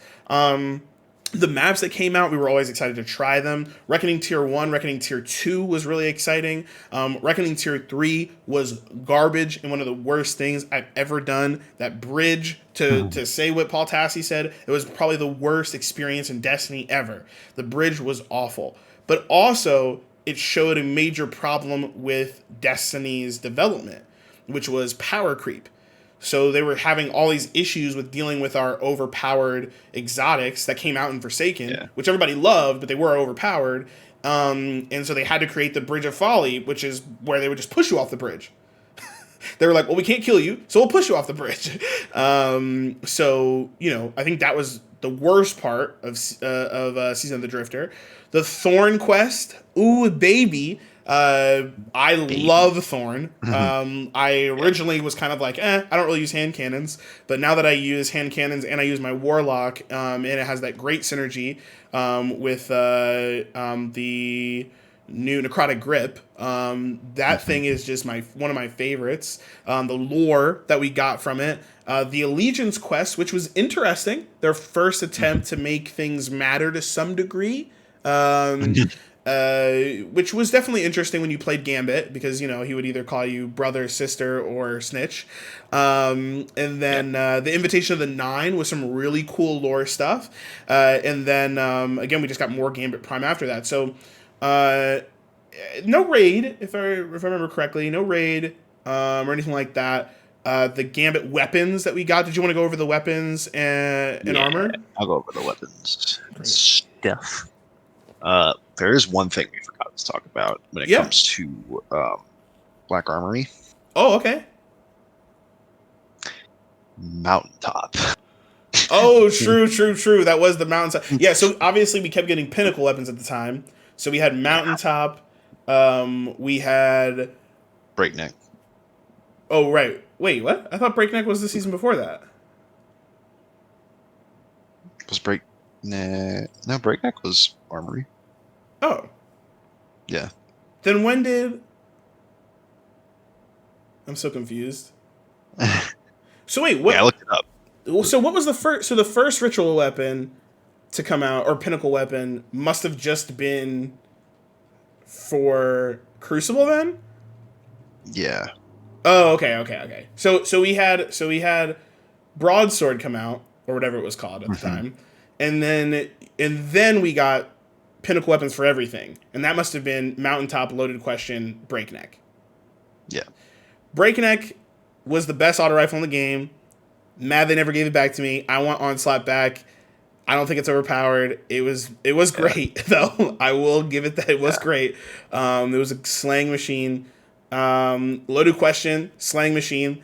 They don't even have to give us Loaded Question back. Just give us a fusion with chain reaction. It's the same thing. Yep. I don't need Reservoir Burst. I mean, I want Reservoir Burst back, but it's fine. And then, of course, like you said, we got Mountaintop, and Mountaintop was the bane of everyone's existence for a really long time until literally a little while back. That was awesome. Indeed. So what do you think? Oh, I'm not done with the weapons. Oh, right. We didn't even start with the weapons. So the weapons, in this season were pretty good, pretty decent. All right, we got the spare rations hand cannon. Yep. We got 21% delirium. Yes, killing tally. Let's go. Ritual. That was the pinnacle weapon for Gambit. We got the oxygen SR3. Garbage. Thorn, obviously. Beautiful. Arbalist. We got Arbalist this season. Yes, Arbalist was... Look, listen. Everybody's been using Arbalist in PvP, but I don't think people remember when Arbalist was goated. Everyone was using Arbalist, especially with Izanagi. You had one person with Arbalist, one person with Izanagi. it was the best because you would just have Yep. Arbalest popping a shield, and then they would be just they would get that buff, and then someone would just snipe them and they'd be dead. And it was just the best, man. The only issue I have with it now is that it doesn't work with match game, and it doesn't work with anti-barrier, which a lot of people were saying, well, why it should just have intrinsic anti-barrier, but it doesn't, and that would have been awesome as well. If there's no catalyst for Arbalest, right? No. If there was a catalyst for Arbalest, that would be it. Maybe Osmosis. They would add Osmosis and anti-barrier, and I would be like, this is the perfect exotic. Anyway, please continue. Like, could you imagine if in their like next artifact they did like anti-barrier linear fusion? I mean, that would be it. That's all anybody would use would be Arbalest. But I love Arbalest, man. I'd be happy to have it back. Yeah. And there was one other weapon that we got this season. Goes by the name of the Recluse. Oh yeah, Recluse season. That was awful. That was awful. And then Terrible. just Recluse Mountaintop. Yep. Literally busted. There wasn't really. I think Arbalest and Gorm were the only exotics, really. All right. Only exotic weapons, at least. Sure. I don't think there was any armor though. So I don't know, maybe. Where would you put this on the ranking board? So people hate Season of the Drifter. I don't hate it. I would honestly put it at B. Really? Yeah, I don't hate it. I don't think it's a C. I enjoyed it, but I like Gambit at the time. Mm-hmm. And I thought the storytelling was great, and I think the 9 are so intriguing. I like the Alliance quest or Legion's quest. I don't really think there was that much wrong with it. I think there was no raid, and that's okay. There was an exotic quest, and I thought that was sick. I thought the storytelling was actually really good at the time. And I liked Gambit and I liked Reckoning. So I think if you like those activities, then this goes up a lot. But if you don't like Gambit, this is going to be a D for a lot of people. But for me, I put it at a B. I thought it was good. I stand by that. I thought it was good. I don't think it was bad. For me personally, I put it at a C, but above D2 launch. Okay. It's like a high C, like a C plus. Okay. That's what I put it at. I'm okay with that. I'm okay with that for now. We'll have to see, because I think we'll have to see, because I think it, like, I don't think is good. I think C is like fine, and I think C is like, this is a game. This is letting me play it. Like, I think I played a lot of other games during that time. Like when I played D2 launch, I played other games. But I remember playing Warmind and being like, I really like this. And I remember playing Drifter and being like, I really like this. Like Season of the Drifter, and I was like, I really like this. But I liked Gambit. So I think that was when they really tried with Gambit, and it's the only reason everyone says we need a Crucible season now, because this exists. But I'll let it stay at C, and maybe we'll come back to it. We'll see. No pun intended. All right, Season 7? Season 7.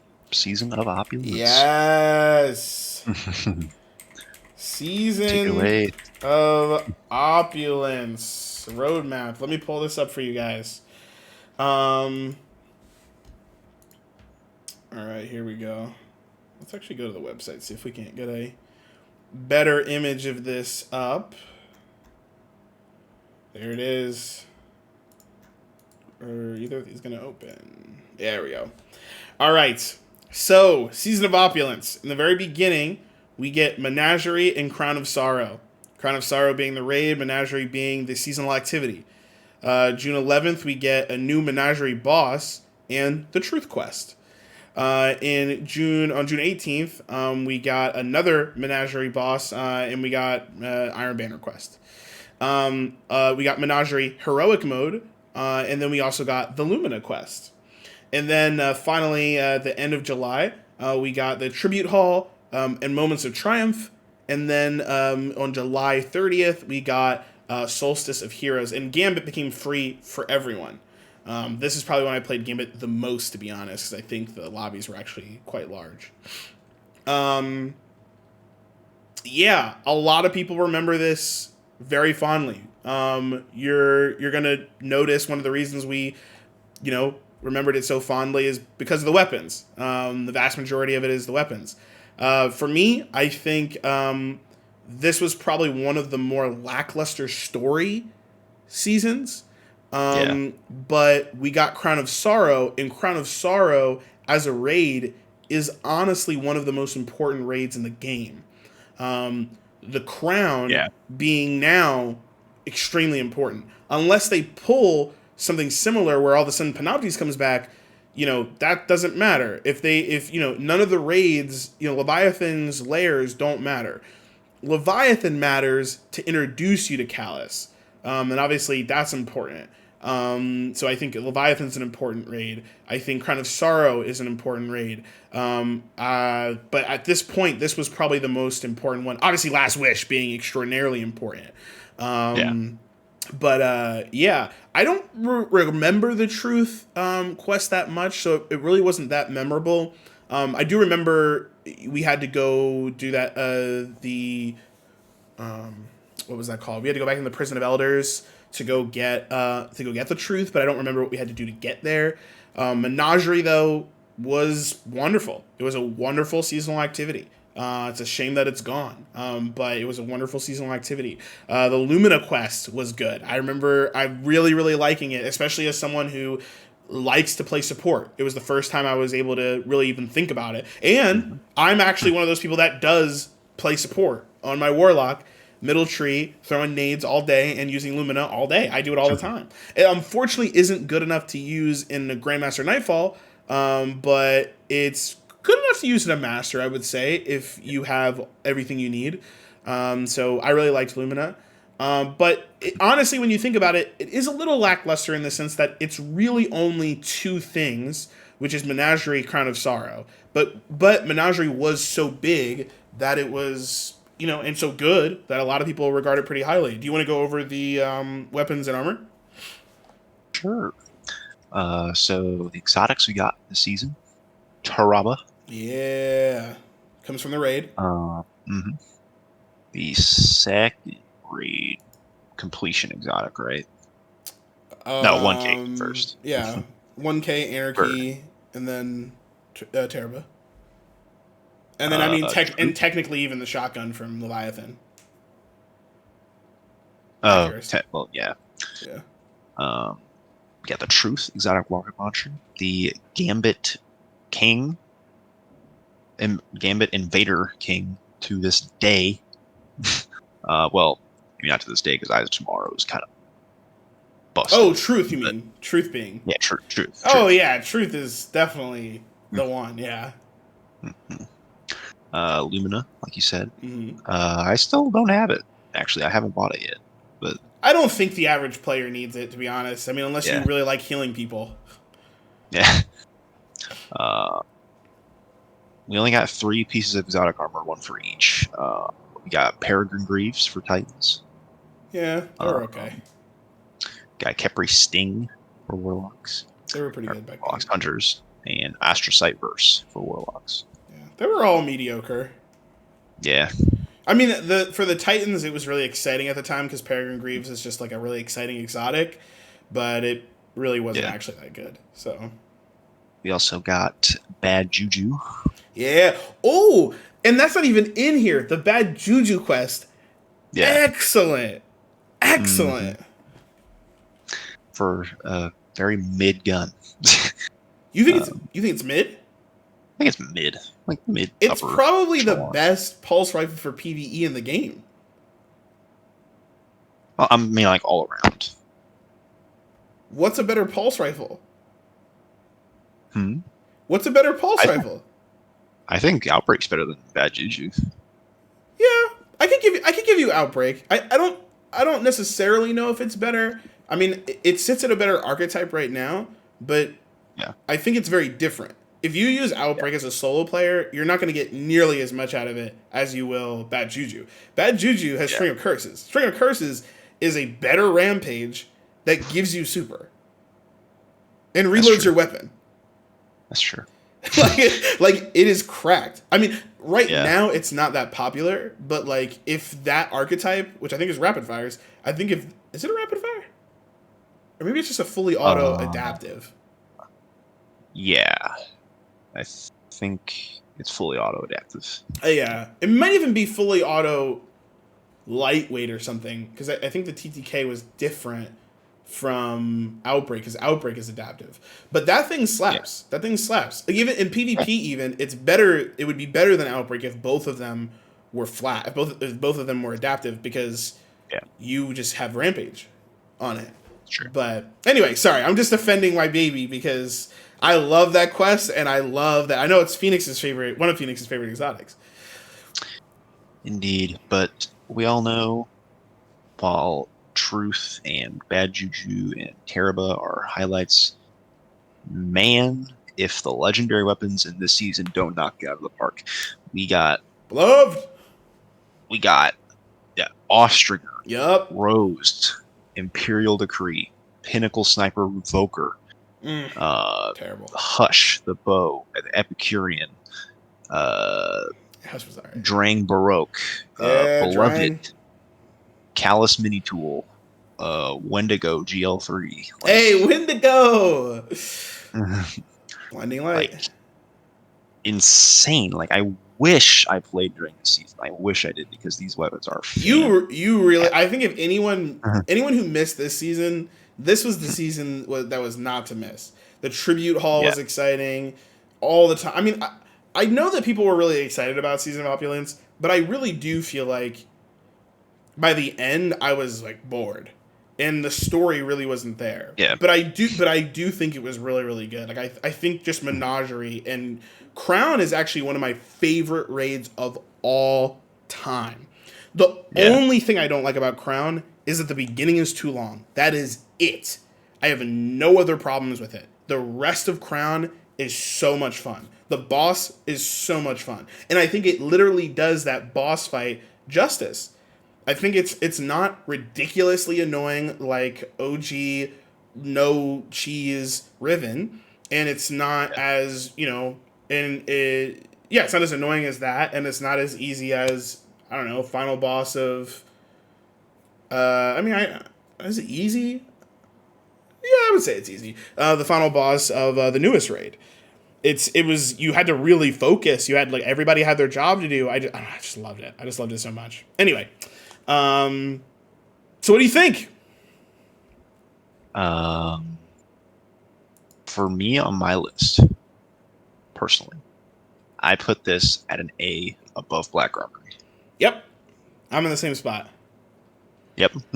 Yeah, I don't. The only thing is that I struggle a little bit because I think putting it above Black Armory for me is questionable, but I'm okay with it.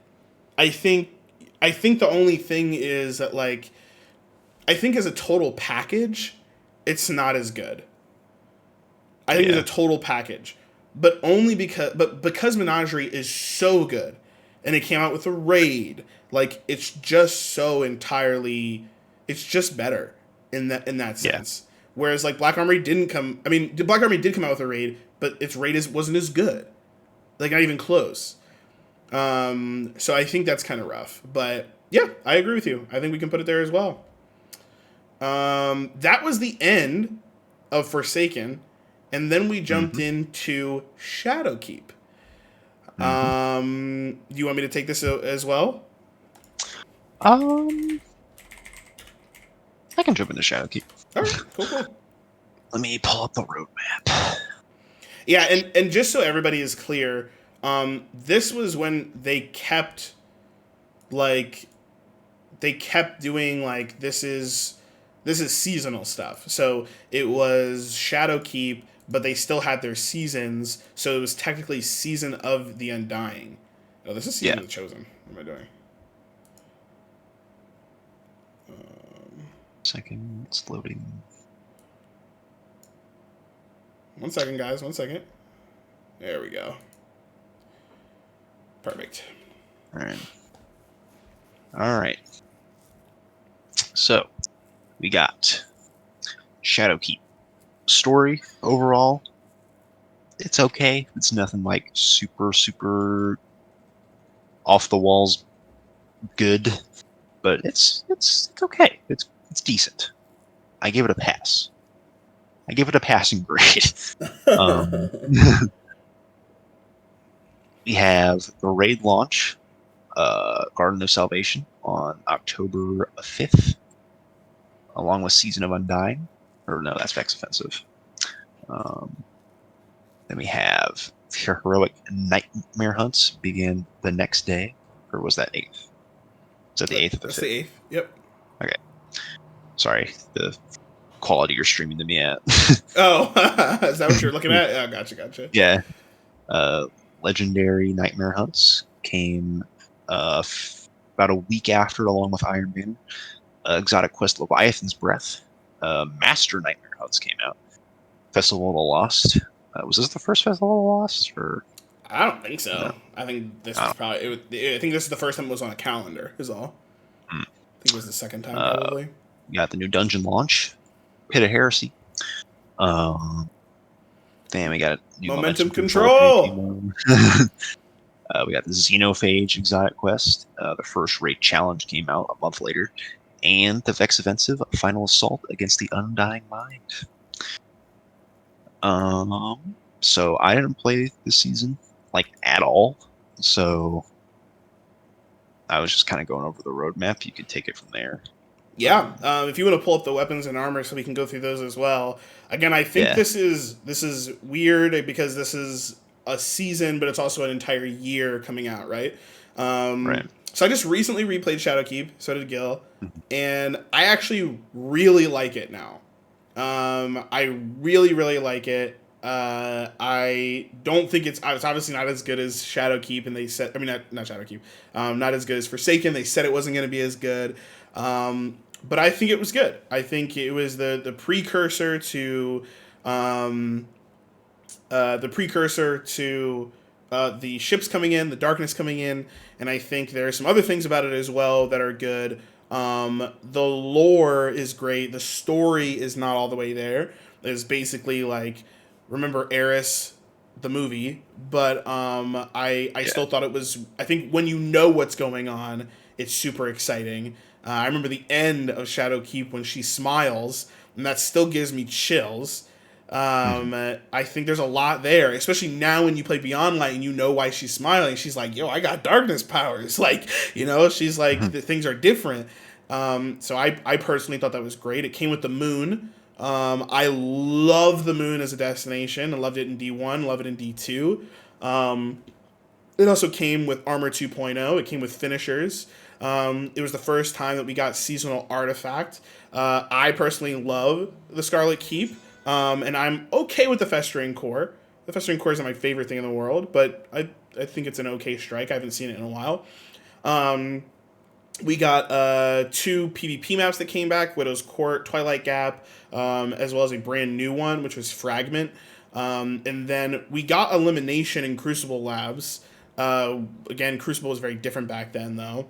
But yeah, I really like Shadowkeep. I really like it. I think they added a lot of great stuff into the game. I think the story is non-memorable, but the lore is incredible. I really liked Vex Offensive because you could go in with a 6-man team. And it was one of the only 6-man events that we've had ever. And so the clan would jump in and play this all the time. It was a match-made 6-man event, and we loved it. And we played it a lot. So I personally really enjoyed Vex Offensive. I know it wasn't the most exciting thing in the world. The final assault was really disappointing, but I still thought it was fun. The nightmare hunts were bad, mostly just because I think they could have just used a currency system that you could spend on any weapon you wanted. But again, they pigeonholed you into doing particular nightmare hunts.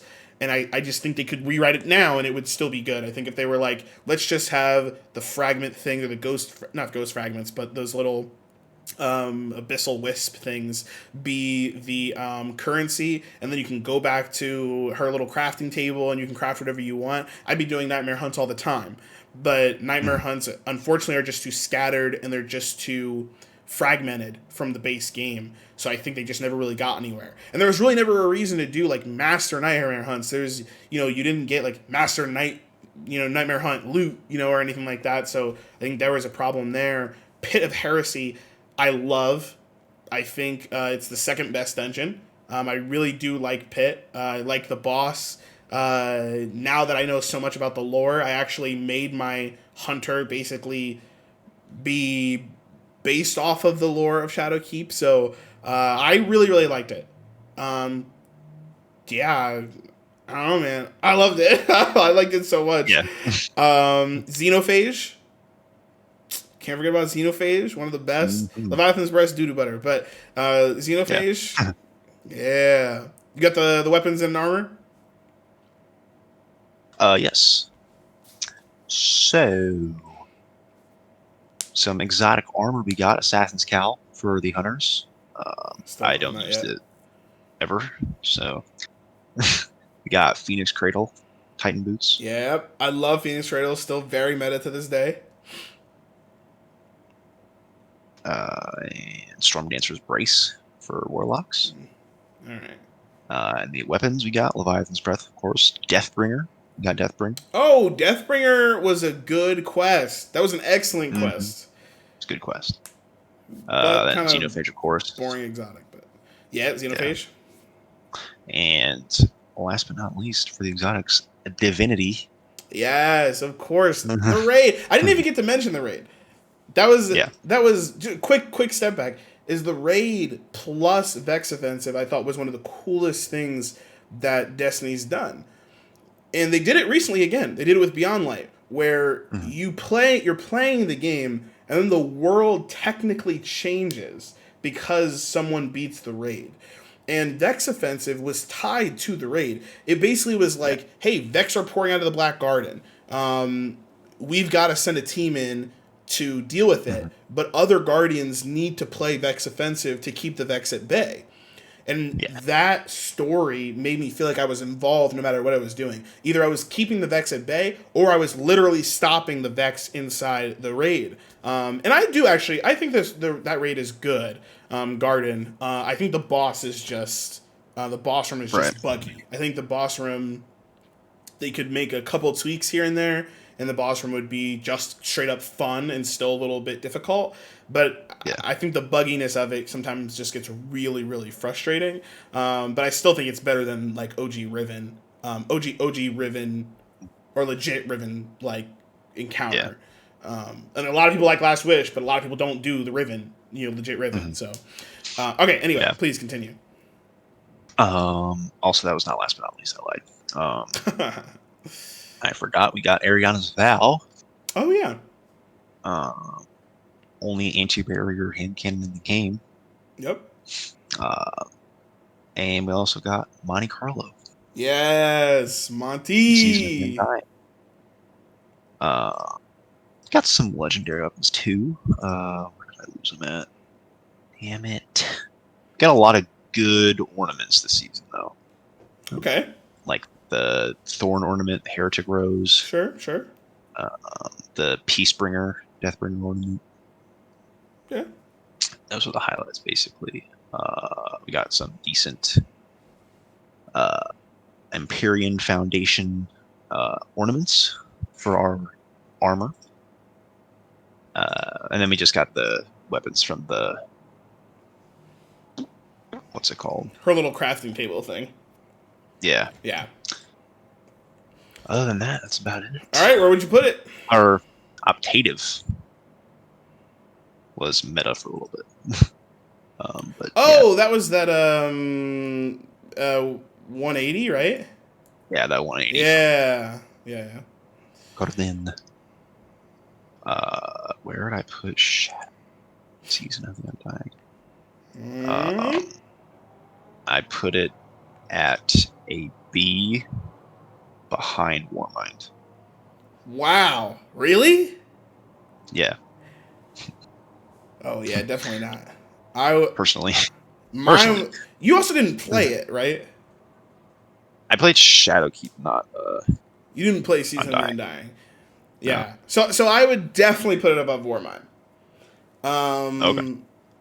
I would put it. I can put it behind Black Armory. I think Shadowkeep is good. I think it's really good. I think it's I think it's borderline great. Um, it's not Forsaken, Yeah. but I really liked Shadowkeep. I think this is a weird one because this is definitely one of those ones where I'm sitting here being like, well, it's not a season. And if you broke it up, Mhm. maybe you could put it down in B. But I think Yeah. because they're together, which I think is only fair since we're using Forsaken as that example, I honestly think that it belongs in A. For me personally, it can be at the end of A. But the reason Yeah. I say that is because I mean, just look. I mean, even if you look at Opulence and you're like, Mhm. oh, it brought Menagerie. I Yeah. understand Menagerie is really good, but look at what Shadowkeep brought. Yeah. It brought so much more. It did bring Nightmare Hunts, whether you like Nightmare Hunts or not. It brought it brought all the Nightmare Hunts. It brought Vex Offensive. It brought a brand new raid. It Mhm. brought a brand new. It also brought the wave based, basically escalation protocol back on the moon. Like I think it brought so much content. It brought a new dungeon. Like I Yeah. mean, I don't even think Opulence really holds a candle to the amount of content. Mhm. Again, that I think that's fair because one is a season and one isn't. But I don't know. To me, I definitely think it's better. It's definitely better than Warmind. For me Yeah. personally, it's definitely better than I don't Warmind. know enough about it, so that's just Yeah, where I put yeah, it. that's fair. Are we okay with putting it in front of Warmind? Yeah. Okay. Are we okay with putting it at the bottom of A? Yes. Okay. I think that's as long as we're above Warmind, I think we might as well put it at the bottom of A. Mhm. A But minus. yeah, but I'm also okay with shifting it down to B if we feel like that's important. We do have a couple more Mhm. seasons, and I think we Yeah. might want to shift some things around. Yeah. But we'll see. All right, We let's can keep. start this one while I pull up some stuff. Oh yeah, for sure. So the next one is Season of Saint 14. That's what I call it. Which, if I remember correctly, it's Season of the Dawning, right? Is that right? Season of Dawn. Season of Dawn. Right. Season of Dawn. And then we'll go to the roadmap. And so this doesn't take 5 years. I'm just going to basically tell you guys a little bit quicker than we were before what. I just need a good image of this that isn't tiny. This will be fine. Okay, so Season of the Dawn. This was very much seasonal. This was a classic seasonal season setup. It says here on the launch date we got the sundial, so that was the seasonal activity. We also got, of course, the artifact, solar subclass updates, which were definitely good. PvP mode that came out, elimination, another map. We got Tangled Shore and Mars Obelisk. Those were kind of irrelevant. So the main thing that we got was the sundial. We got other bosses. We also got the Save a Legend quest.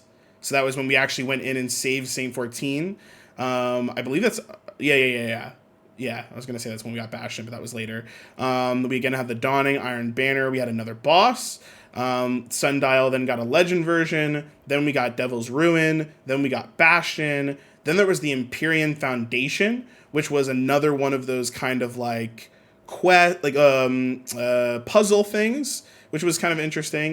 And then we got another boss, and then we had Crimson Days. So really not too much in here. The biggest thing was that we got Sundial and Saint 14's story, who obviously plays a very big role in the story right now. Excited to see if he gets some new voice lines and is part of the story in terms of speaking lines and things like that soon. But we'll have to wait and see. But yeah, Sundial, Bastion, Devil's Ruin, a bunch of bosses within Sundial. The obelisks, I don't know if people remember, they really weren't that. It was really just to open up different things. It wasn't really that impressive. It's kind of like the hammer. Like the hammer right now really isn't a key part of Chosen. It's just kind of like a part of how you do Battlegrounds, and you use the prismatic recaster. So it was like very similar to that. Yeah. Do you want to go over some of the weapons and stuff? I think as long as we go over the, well, yeah, if you want to go over the exotics and the weapons stuff. Yeah. So some exotics we got the Devil's Ruin, sidearm, Symmetry. Oh yeah, I like Symmetry. Symmetry's all right. Very B tier exotic. And we also got the main man himself, Bastion. Yep. Saint's Fists and a gun. Yep. Prometheum Spur. I just got it. I never used it. Yeah. The Bombardiers for Bombardiers. I just got killed with them in Trials the other day. Yeah. We got Severance Closure. Worst exotic in the entire game. Garbage. Absolute garbage. You'll never see me wear it. Looks cool too. That's all the exotics we got, but this season it's about the legendaries. Man. Sundial weapons were so Sundial good. weapons. Breachlight. Yep. Patron of Lost Causes. Yep. Steel Feather Rapier. Okay. Martyr's Retribution. Yep. Perfect Paradox. Yep. Gallant Charge and Lion in the Sand. Yeah. They're okay. Yeah. Yep. We got some reprised Curse of Osiris weapons. We got Infinite Paths 8. Right. We got Jack Queen King 3. Yep. The hand cannon. That was we got Traveler's Judgment 5. Yeah, they were all really good. Battle Path weapons. We got the Trophy Hunter Sniper. Oh, Trophy Hunter. I miss it. And Pyroclastic Flow rocket launcher. Yeah, garbage. And the ritual weapons. We got the Buzzard. Yeah, Buzzard. Sidearm. The Python shotgun. Oh, I missed the Python. And the Komodo linear fusion. Garbage. And the world drop weapons for this season. God damn. We got Uriel's Gift. Oh, yeah. Last sidearm. The old-fashioned hand cannon. Eletha FR4 fusion and Hawthorne's Field Forge shotgun. Oh, yeah. I guess it must have got re-entered back into the thing. Yeah. What'd you think, Gil? Those are the weapons. I wasn't around for the season either, so just going off what you're saying here. What do you think? B. Better than War Money? Tied. I mean, yeah, I have a bias for Scene 14, but yeah, I mean, Sundial. I mean, yeah, I guess I'd put it above it. I mean, I think in terms of like both of them had seasonal activities, and I think Sundial was a better seasonal activity with multiple bosses, same as multiple bosses with Escalation Protocol, but it was much more rewarding than Escalation Protocol. Escalation Protocol was honestly quite difficult in the beginning, and you were very poorly rewarded. Whereas Sundial, you were excellently rewarded, and you got better rewards and more rewards as time went on. I think it had one of the best systems for how to actually get loot and how to get items and stuff. So I actually really, really liked that back then. And yeah, I thought the story was great. I thought the story was really, really good. I thought learning about Scene 14 and all that stuff was excellent. That was it, really. The Empyrean Foundation was really interesting, though. And like, Osiris going to find Saint was so important. Understanding now that they were in love, which I did not know originally, now makes so much sense why he was freaking out. I'm like, dude, I get it, but like, I don't get it. Now I get it. Yeah. I thought it was good. This is definitely that same feeling. I played Shadowkeep, and then Season of the Dawn came out, and I was like, yeah, this is good. I wasn't like, wow, Shadowkeep really did make me wow a couple times because the aesthetic was so like, whoa, what's going on? And all this darkness and Eris and like these weapons. I'll never forget when I got my Tranquility. Oh my God, I was using Tranquility every day. But Scene 14 was more like great story, great weaponry, I mean, it's just good. It's just good. Mm-hmm. Like, you know, not really much wrong with it. I mean, sure, I would have liked more PvP focus. I would have liked a little bit more Gambit stuff, but I thought it was good. All right. Next, shall we move on to Season of the Worthy? One of my favorites. Spoilers. James baby. I loved it so much. All right, let's open this bad boy up. The question is, can I get a good image of it? Apparently Newsweek has a good image of it. Random. Okay. But he won't let me open it. Super weird. Can you go back? What is happening? I don't... Oh, that's what it is. Okay. Alright. Well, maybe I'll get it. Nope. Okay, that's not a good image of it. Hold on, guys. I promise. I just want a good image. That's all I want. I just want a large image. Season 10 calendar. Is this one good? That looks... I don't know what that is. Oh, check out this fake season. All right, we'll just use this one. And hopefully it's... Oh my god, Paul Tassi. Why is this so tiny? What is going on? Man, why is this so bad? Why can I not find any good roadmaps? I apologize, guys. This has got to be one right here. Come on. All right, no? No? What is happening? This time it's not even loading. All right, well. All right, let me try one more. Let me try one more. All else fails, you could just pick a... Oh, there we go. Bungie's site. We're good. We're good. All right, Bungie's site. Hopefully it's on Bungie's site. And if it's not, that's okay, because I remember everything. Yeah. Oh, there it is. Oh, thank God. Okay, here we go. So, Season of the Worthy. First thing that came out was the Seraph Towers events. I know a lot of people have a lot of feelings about the 7th Seraph Towers, but they were popping up all over, and people were, basically there were public events that you could go and just start, but they were just new, and it changed the what the world actually looked like. Trials of Osiris came back. You know, it might not have been the greatest when it first came back, but it did come out this season. We got 7 Seraph Bunkers, as well as the original, the OG legendary Lost Sectors. We got Grandmaster Ordeals. So this was the very beginning of the Grandmasters. We got our first Guardian games. And then it kind of just like kept going from there. Honestly, there's probably quite a bit, so we're probably gonna have to like kind of skim through this a little bit more than that. I know we've got the 4th Horseman shotgun.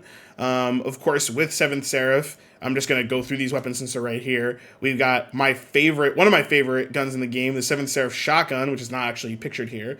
We also have the 7th Seraph sidearm.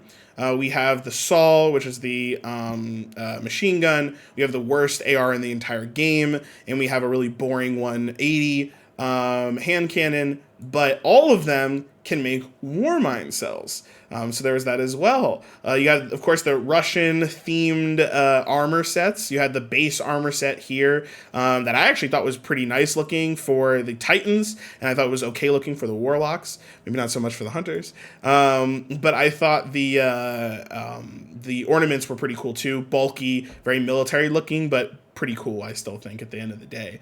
Of course, we had our artifact. We got Tommy's matchbook, so that was pretty cool. Maybe not the best gun in the world, but it was there. And I think that's pretty much everything. This was a big part of this was trials. And yeah, if you don't remember exactly the story around this, I believe this was when the Almighty was going to crash land into Earth. Side note, lore alert. This was the Conclave. If you don't know who the Conclave are, they're the ones that are trying to assassinate Zavala. They're the ones that are upset that we stopped the sundial.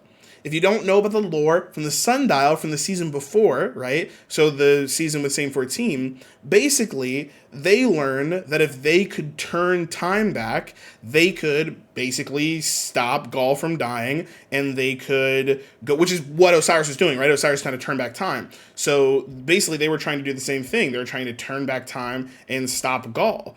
But that didn't happen. We stopped them. And the leader of this was a scion. And so that scion started the conclave, basically. And with starting the conclave, the season after, then they tried to drop the Almighty on us. And of course, that didn't work because we stopped them because we got Rasputin and we blew it up. Which actually the final thing I'll say about that is that there was also the first like in-game live event, which is when we blew up the Almighty, and like chunks of it were in the background. So it was pretty great. I think that's pretty much everything. Yeah, it was like story, PvP, trials, the exotics, the season pass, and all of that good stuff. And again, Warmind Cells came out this season, which for me was the first build crafting, real important build crafting thing that we got. Gil, you want to tell us about any exotic weapons or exotic armors that we got from there that I didn't already mention at least? Also, I think you might be frozen. Oh. Okay. Well, I'm going to take it from here then. We'll see if Gil actually makes it back. And I'm going to go ahead and let you guys know what I thought about it. And Gil, you can just, if you make it back or if you can hear this, you can just interject whenever you get a chance. But for me, oh, you back? Oh, back. There we go. Okay, cool. So, I don't know if were you playing during Season of the Worthy? No. Okay. So this is kind of just my opinion again. Yeah. For the most part. Well, yeah. I mean, I would say I think Season of the Worthy. I don't know. I mean, I think it. We didn't go over. Huh? We didn't go over the weapons and armor. Oh, so I talked about the weapons a little bit, but yeah, you can go ahead. I wasn't sure if you were gonna make it back in time, so let's go for it. Yeah. We got Tommy's Matchbook, like you said. Yep. We got Fourth Horseman. Yep. Titan's Ramparts. A very meta pick right now. Back in the day, everybody was like, I don't know about these. Now they're quite meta, huh? All right. Got Raiju's Harness.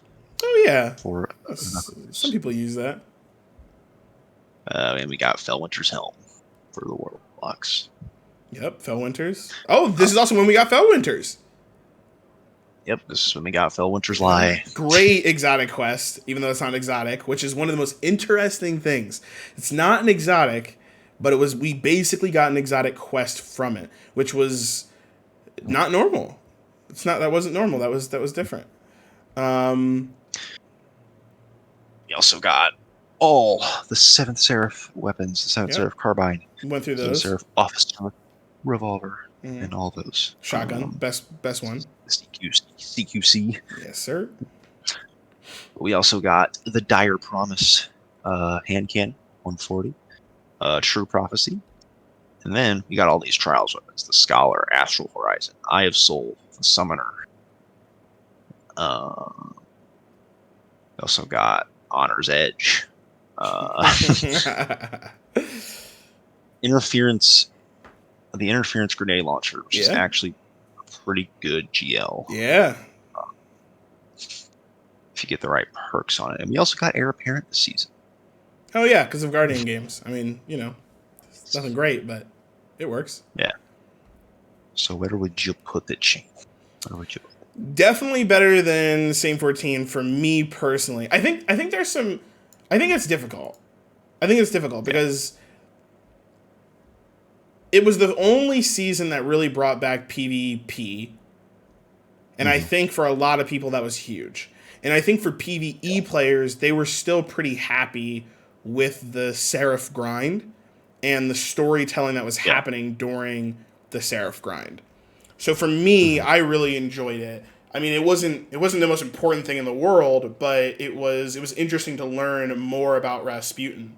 Yeah. So I thought it was good. I think the towers weren't that good, but I don't want to completely weight the entire thing on the Seraph towers. Like the Seraph towers were fine for me. I thought they were fun. Yeah. They were 3-man activities, even though they were public events, and I think that was frustrating for a lot of people, but I did think that they were kind of fun. So for me, I think I'd put them in front of Sane 14 because I think over Dawning, because I think it was or Dawn because I think it was overall better. But yeah, I would put it. I think overall, I think it was better, but I don't think it was like great. I loved it because of the build crafting, so I could maybe put it up at A, but I'm okay with it being here. I don't think it was as transformative as Shadowkeep was, and Shadowkeep brought us lots more. It also brought us the Charge with Light mods and everything like that. But yeah, I thought it was good. Yeah. Not to mention War Mind Cell mods. Yeah, that's what I was saying. War Mind Cell mods came out for this season, comparatively to when like the other seasons and the other mods came out and stuff. But yeah, I mean, it could easily be argued, and you could easily persuade me to put it in A. But I think a lot of that has to do with I just really loved it. But I think a lot of that is subjective, not objective. Yeah. All right. So this one I'm gonna talk about. Okay. Because this is probably one of my favorite seasons ever. Season of Arrivals. Let's bring out the roadmap. Roadmap. It's Bungie has the actual thing on their website if you want to go there too. Yeah, it's from the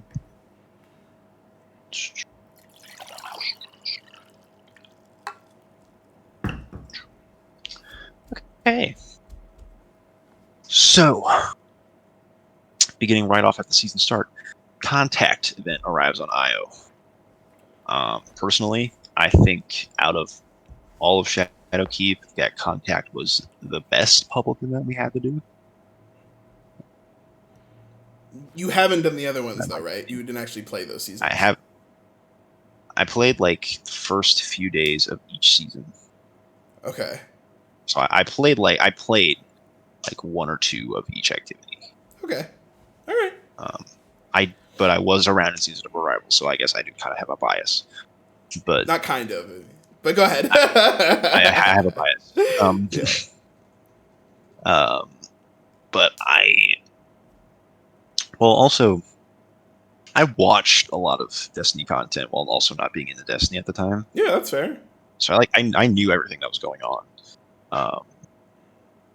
So from what it seems like, I wouldn't be the only one in that mindset. The Contact is probably the best we've had. All right. What would you think? I thought it was kind of annoying, frankly. I mean, we did them, but by the end we were pretty tired of them. I mean, I think Seraph. I think the Seraph Towers are the only other public event thing that we got. Right? Most seasonal activities weren't public events. Most seasonal activities were their own enclosed thing, like battlegrounds or nightmare hunts or whatever. But I mean, I think Contact event being a public event, being the seasonal event, yeah, I think it was okay. I mean, I think at the end of the season, we also were really powerful. You know, we had Falling Guillotine, and we were just ripping things to shreds with Falling Guillotine. And I think, I think there was some good synergy that people were using and things like that. But yeah, I thought it was I thought it was good. I don't think it was bad. Definitely didn't think it was bad. We got Moments of Triumph. Yep. And then Prophecy Dungeon. Worst dungeon. Really? Yeah. You think so? Yeah, definitely. I think Pit's better, and I definitely think the Shattered Throne's better. I don't think it's bad. I just think it's the worst. Yeah. I don't ever go into Prophecy being like, yeah, I can't wait to do Prophecy. It's annoying. I don't like picking up the modes and banking them. I don't like the first encounter. The first encounter is, I mean, tiny, but I don't like it necessarily. It's fine. I definitely don't like the second encounter. I think it's annoying. I think the third encounter is okay, I guess. It's just kind of random. You're just kind of driving around. I don't like the fourth encounter. Yeah. I mean, the fourth encounter's okay, but it's just kind of long. And then, like, the boss the fight is the only thing that I think is even relatively interesting, frankly. Rainbow Road is fun, too. But, yeah, I think it's the most boring, I think.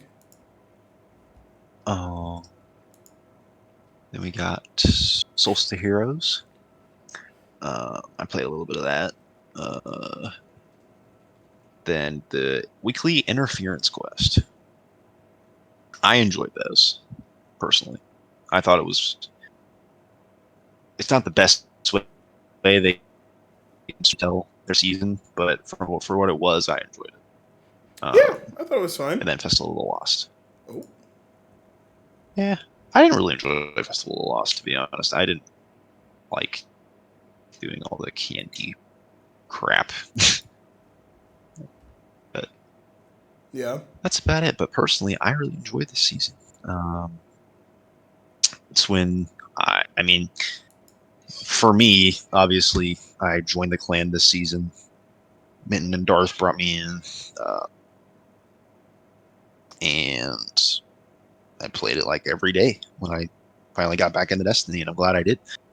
Because honestly, there's no other game right now that can hold me into playing for a day straight like Destiny can.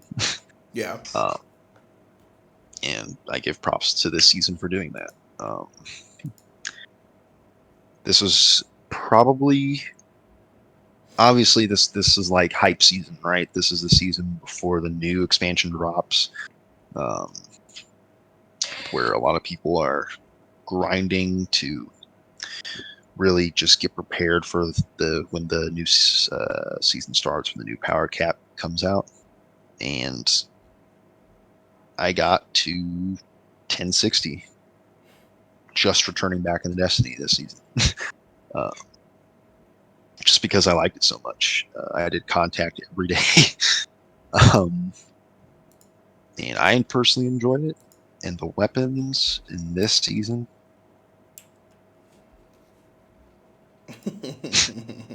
God damn. First off, we have to start with Witherboard. Yep, that's true. You have to start with Witherboard. That thing is insane. Still meta for DPS to this day. Definitely. For certain things, not all the things, but for a fair amount. Traveler's Chosen. Yep.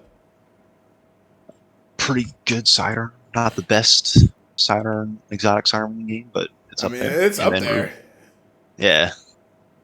Ruinous Effigy. I think some people actually might question you on that one. Like True Vanguard, that's his favorite.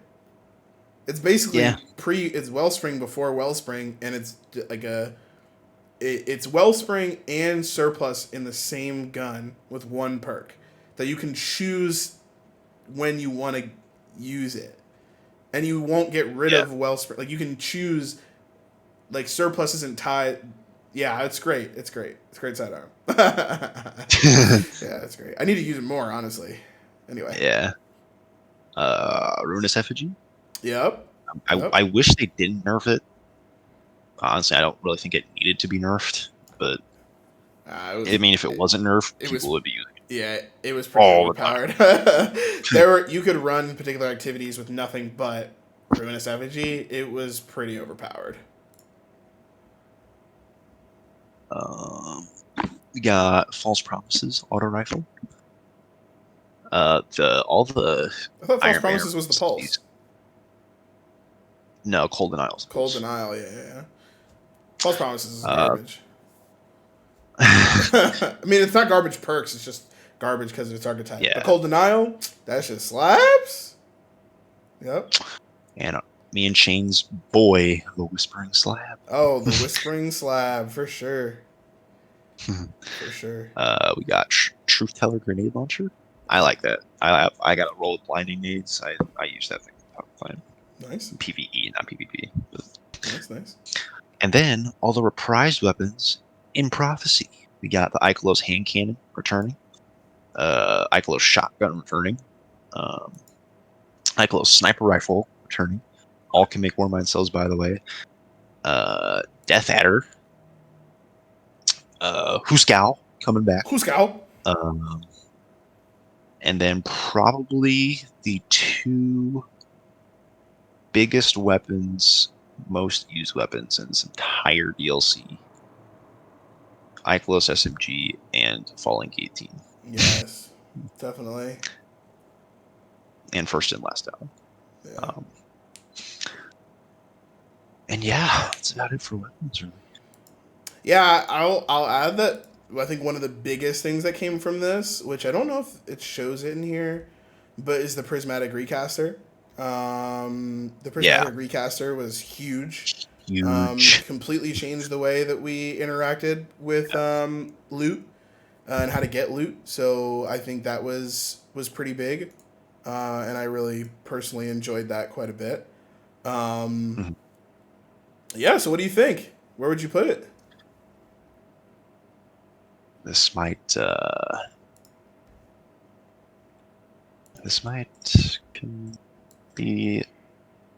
be confusing for you.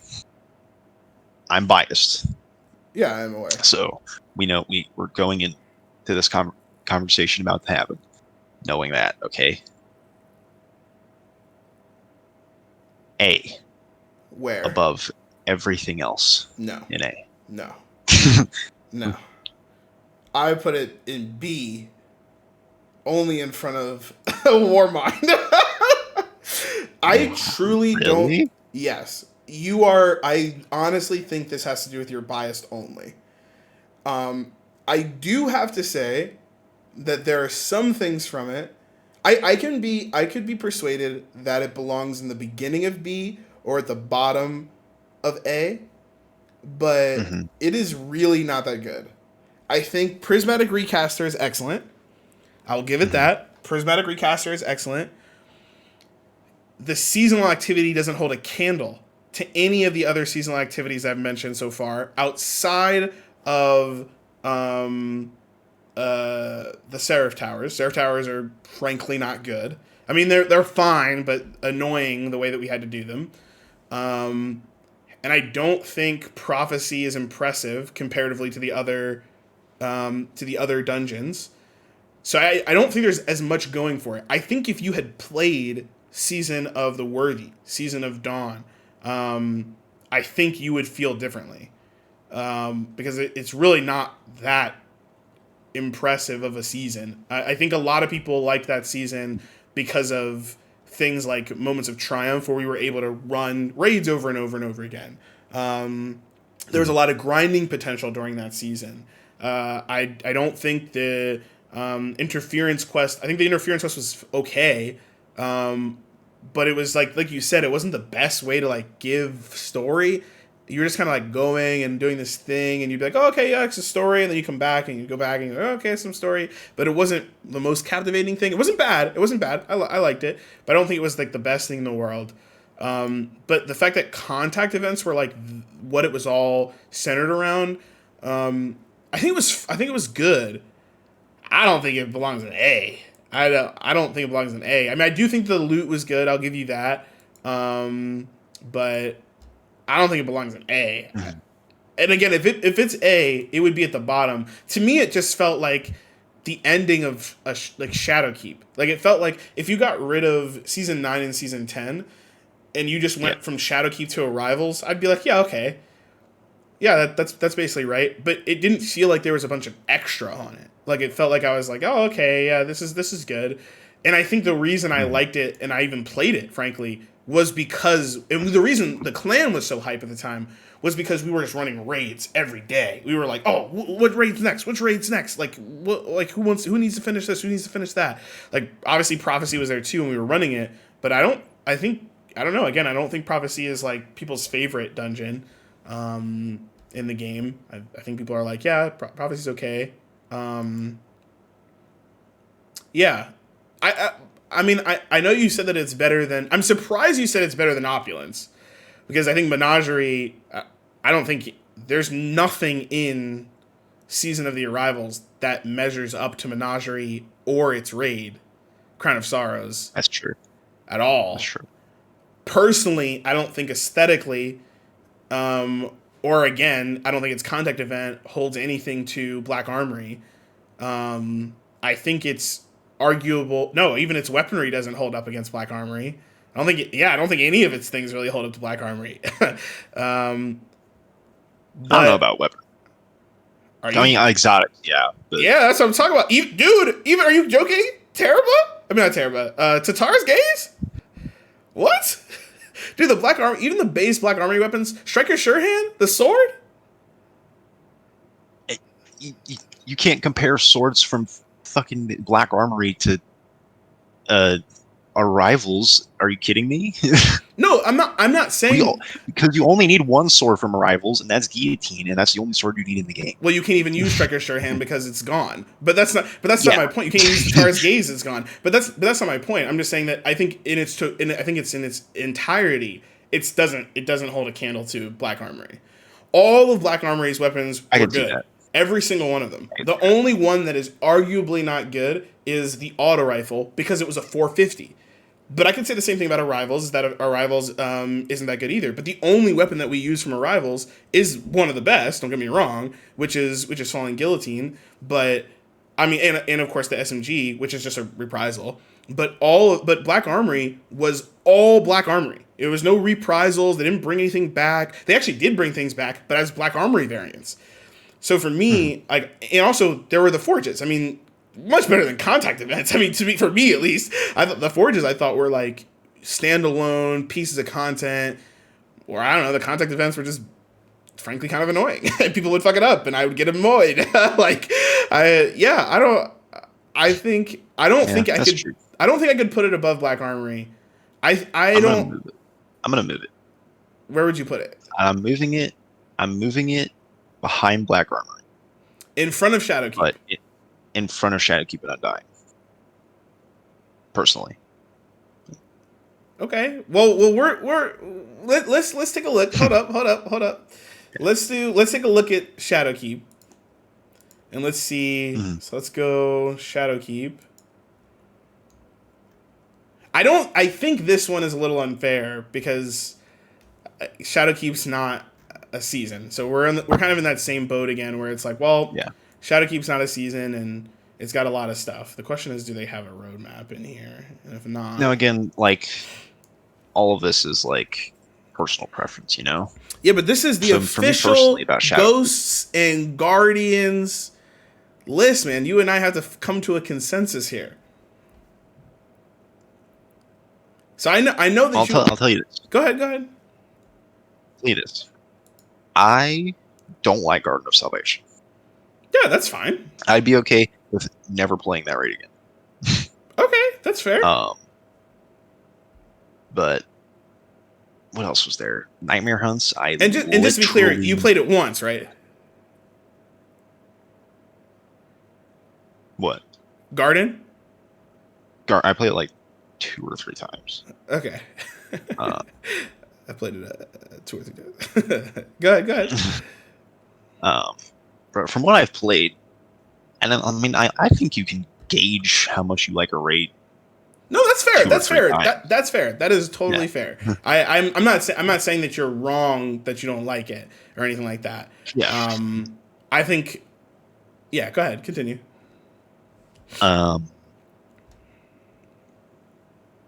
Like Nightmare Hunts.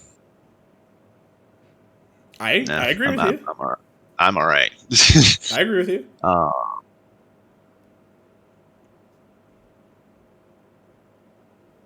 I'd have to pull off the roadmap. I genuinely do not remember what else there was. Xenophage. That's a good quest. We got Pit. We got additional supers. Pit of Heresy. Additional supers. Yeah. I thought we got those in Forsaken. We got ones in Forsaken, and then we also got Oh, I guess we got them again. Are they saying that you got them? Yeah, it says also With available on Shadowkeep? each Forsaken under it. Oh, I that's guess. weird. All right, never mind. It's a weird way to frame this. Okay, anyway, go ahead. uh, I like Pit of Heresy. Pit of Heresy's cool. Personally, I like Prophecy more than Pit of Heresy. I don't hate Prophecy, but I do not like running Prophecy.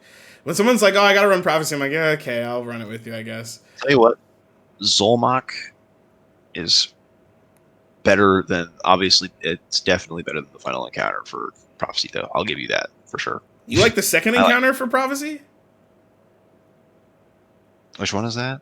The second encounter is the one with the giant phalanx. I think it's pretty simple, but I like it more than friggin'. I hate that one. What is it? What's the second encounter for the pit? The one you're running from the ogre. Yeah. Yeah, I think that's because we're not that good at it. When I play it with Darth and Bullet, they know exactly where they're going. They know exactly where they're going. They do it immediately. Like it takes me like 5 seconds with them. But I understand what you mean. Like that's actually the part I hate the most about Pit. But it's the only part I don't like about Pit. Where I think Prophecy, I think the whole thing is pretty boring and annoying. I do think. I don't know. Am I gonna sit here and tell myself that I think Pit of Heresy looks better than Prophecy? I think it does. I think it's way better. Prophecy is classic 9 stuff. We've seen it over and over again. Whereas Pit is directly in line with Shadowkeep's Scarlet Keep. You literally go into the center of the moon. It is so cool. Prophecy's like, ooh, you're in the 9 realm again. Welcome back. And I'm like, this literally all it reminds me of is the freaking Bridge of Folly, and I don't like it. Like, I'm not having fun here. I don't even know what the story is. Every time I go in there, I'm like, what is going on? Who are you people? The 9 literally you go in, the Drifter says, I have a question. And then you leave, and the Drifter says, I didn't really get an answer, but I got an answer. Ha ha, yeah. And like, that's the Prophecy dungeon. It doesn't even have good loot. Its loot is garbage. Like Pit, I think Pit's is pretty good. Granted, it just changed, so I don't really know what's going on with it right now. But like for me, I like Pit much better. But here's the thing: I don't want to pull apart every little thing. I just don't think this part's fair. I don't think I don't know if you'll be able to change my mind on this because it's not a season. Like, you don't like Garden, and that's okay, but it doesn't matter because objectively, there's just more. So, like, even if they were tied, yeah, go ahead. Let's compare season. Let's not compare Shadowkeep stuff. Let's compare Season of the Undying to Season of Arrivals. Okay, I don't know if that's Shadowkeep launcher side. Sure, I don't know if that's completely fair because we have, but I'm okay with doing that. So if you look at Season of the Undying, Personally, I think Vex Offensive is better than Contact, whatever Contact. That's where you lose. Huh? That's where you lose me. I don't think that. Well, you were a solo player. So it didn't bother you that you went into for me, I 6-stacked that. Me and my clan 6-stacked that. So this is pre you being in it. We would go in, 6-stack it, destroy it, and we would get our rolls and we would leave, and it was awesome. Contact event, you don't get anything from contact event except the engrams, which Prismatic Recaster, excellent. But I also liked the Eris's crafting table. But I don't know if you would add Eris's crafting table into that. I guess not. And I don't exactly remember how we got loot for Season of the Undying, frankly. But also, I don't know if you would add Pit into Season of the Undying. I guess you wouldn't. I don't think you can. I'd be okay. I'll put it this way. How about we put it? I'm okay with putting it in front of Shadowkeep. I don't think personally. I don't think that's right. But I think if we state that these two things are tied, I'm okay with that. Yeah. I don't think, honestly, I could even drop both of these to B and I'd be fine. Because my issue is I actually think that Worthy is better than Arrivals. But Mm-hmm. but seeing how you feel about Shadowkeep and knowing that like an entire raid doesn't count, I can understand. I can negotiate with you on that one. But like if you look at Worthy and you look at, I mean, again, I know Prophecy Dungeon exists within Arrivals, so again, and that does just add more value. And I do like Prophecy. It just bothers me sometimes. But like Season of the Worthy, for me, I just like loved it. So it's hard for me to like, like the build crafting and that was just great. But I'd be okay. I'm okay with this. I'm okay with this. Let's come back to it. Let's leave it here. Yeah, we'll come back to it. Prismatic Recaster is enough. If you said Prismatic Recaster like 8 times in a row, I'd be like, all right, fine, because it is enough for me to be like, yeah, it's pretty great. Let's focus on season 12, the most recently past season, if you will. Online launch is Season of the Hunt. Season of the Hunt, which also again this kind of puts us in the same boat here where. If you didn't know, we don't have Beyond Light in here because Beyond Light is the season of the Hunt, whereas Shadowkeep is the same as Undying, but there weren't good Undying pictures. So, but yeah, let's take a look at Season of the Hunt. Let's go ahead and look at the calendar here. This is a much more fully formed calendar, which is great. We're gonna open it up so we can zoom in here. You want me to go ahead and read it out since it's here? So, just to be super clear, on launch day of Beyond Light, of course we get Stasis. Of course we get the Beyond Light campaign. We get Salvation's Grip.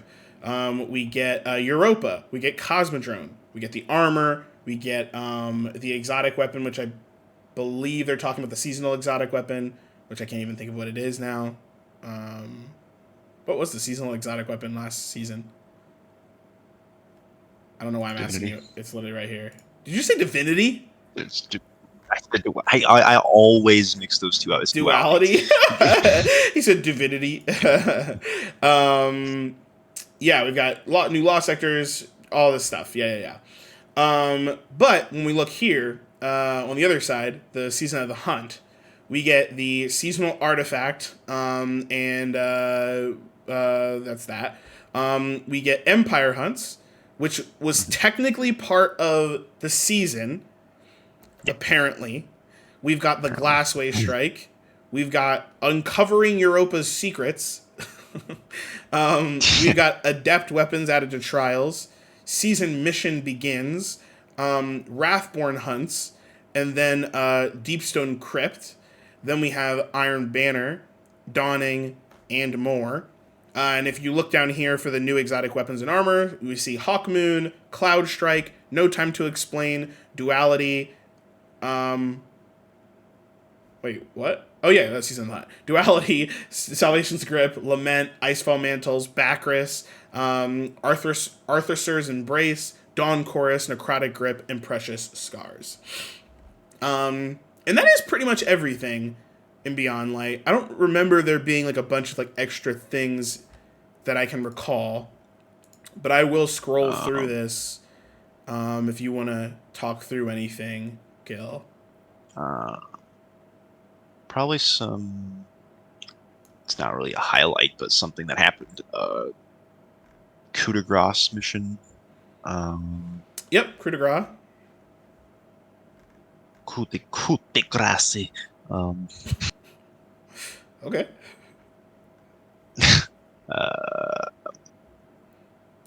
Lament Quest. Yep.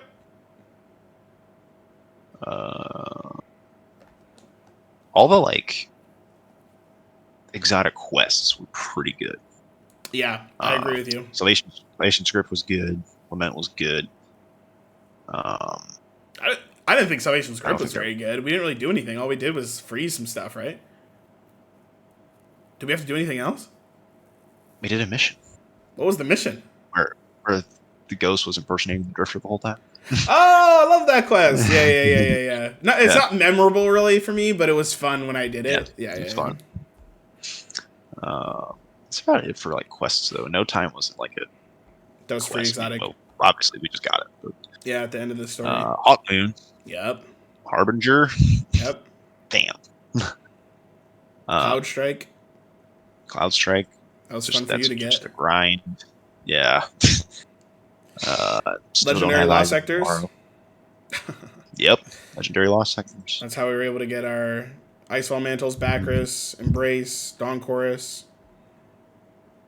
Mm-hmm. And then the weapons this season were pretty solid all around. The new Adept Trials weapons. Yeah, the Adept Trials weapons were good. I didn't really think the rest of the weapons... I mean, I think the Europa weapons are good. I don't really like the seasonal weapons. I only use one of them. Are there any... or two of them. The grenade launcher. But I only use the SMG and the grenade launcher. Is there anything else that was good in there? Deafening Whisper. Yeah, grenade launcher. Oh, I thought you meant the Blasphemy.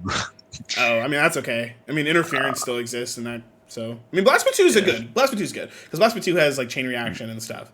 Wellspring, or demolitions or something. Yeah, so it's good. Yeah. You're right, though.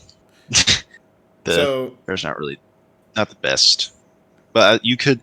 The way the lure works for configuring perks around and stuff, that was cool. Yeah, I agree with that. I feel like they should do that more often. So what do you think? Well...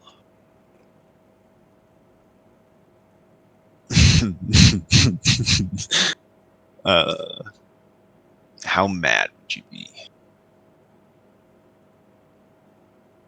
if I didn't put it in B? And you put it in C? No. Oh, A? Yeah. I'd be okay with that. Putting Beyond Light and Season of the Hunt in together. Right. Obviously. Right. S tier? No, no. Go ahead. For me personally, so you got me to move Shadowkeep around. I moved it back a few notches because then I realized how good Menagerie and Black Armory were. Personally, putting Beyond Light Launch and Season of the Hunt together. Yep. That's the best A tier. For me, it is still below Black Armory. Really? Yeah. Let me explain, though. Originally, with just Season of the Hunt, it goes pretty low. Yeah. But looking at... But with Beyond Light. Right. With Beyond Light, obviously it adds stasis, and I think that's a huge deal. And I think that's hard to even, quantify, so I don't. Yeah. I'm pretty much not, right? I'm pretty much being well, stasis just kind of comes with the territory. Because that's literally, if you bought Beyond Light, you would just get stasis, right? But actually participating in the season, even if you ignore Empire hunts, which, to be honest, I didn't hate. Yeah. I didn't hate Empire hunts. I also didn't hate Wrathborn hunts. I don't hate them just as much as I didn't hate the Nightmare hunts. They just don't. I just don't feel like they work very well. I just wish they were currency based or something instead. But I grinded them out. I did get my loot. I did finish it out at the end. The raid, I think, after you go ahead. After you get Cloud Strike, there's really no reason to play Empire hunts anymore. I mean, unless you're grinding out the other weapons, and I think that's where I was like, man, if only it dropped a currency, which they basically did the Hero Away or Hero Always pieces. If they had those, I would just spend them, but instead they were you have to go do particular ones. But I did do that, and I didn't hate them. I thought all of the secrets and stuff were good. I do struggle a little bit, though, because I actually like the story of Shadowkeep more. But that, I think, is subjective. Really? I do. I just replayed both of them, right? And, Aramis is fine. Aramis is cool. I think Aramis will come back, and then I'll care more again. but Shadowkeep just is so thematically like dark and like high focused, and I'm like the music, da, da, da, da, and I'm just like, oh boy. Whereas like I don't know, Beyond Light comes out and you're like it's ice, and you're like okay, it's like it's good, but it doesn't give me chills like Shadowkeep does. But I'm not saying that it's better. I think it's better than Shadowkeep. Don't get me wrong. I think it's better than Shadowkeep. It pretty much does all of what Shadowkeep does outside of its escalation protocol style thing. But everything it has is better. Deepstone Crypt is easily much better than the Christian Raid. Glassway, I think, is good. I think it's as good as Scarlet Keep personally. Granted, we also got Festering Core. I think Festering Core is fine. Adept weapons are nice. You know, they're not anything great. But yeah, I just don't think they're nearly as exciting. I don't get it. None of this is exciting to me comparatively to Black Armory and Opulence. Black Armory, I was like blown away. The aesthetic was just beautiful. I was like, oh my god, the armory, the weapons, the lore. Like, I was just having fun all the time. I was like, this is so fun. Opulence, I was like, oh my god, Menagerie, 6-man event. We're killing it. We're having so much fun. The weapons, PvP, everything was so much fun. Whereas, like, I think, like, when I think about Beyond Light in the Season of the Hunt, it's good. It's good. Yeah. And that's how I feel about, like Shadowkeep, I know is subjective. I'm sitting here and I'm like, I just really like it. To the point which is why I played it all through with my Warlock, and I have all these, like, again, my Warlock is completely based off of Shadowkeep now. Like, I'm just nerding out about how it feels. But if you took out all of the skins and you only had polygons and I played it again, I don't know if I would have been. Again, I think the Escalation Protocol style event that they have is really good. I've been playing it recently again to get good rolls, and Season of the Hunt doesn't have anything like that. But yeah, I just don't think it thematically beats those two. For me personally, and knowing that I was in a clan when I played both of these, and Season of the Hunt just doesn't give me enough outside of course, the raid. Which I think, when I keep saying that, it makes me want to put it up, but then I have a hard time doing that because it's a raid. And, like, they don't all have raids. But I don't even think it's better. Honestly, Crown of Sorrow I like better. Crown of Sorrow I like much better. It's actually hard.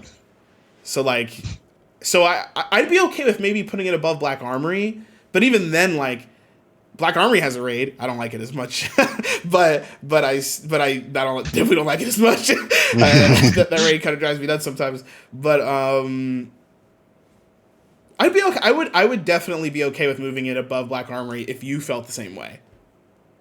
Yeah, I think Season of the Hunt and Beyond Light are easily the biggest challenge to Black Armory in terms of weapons.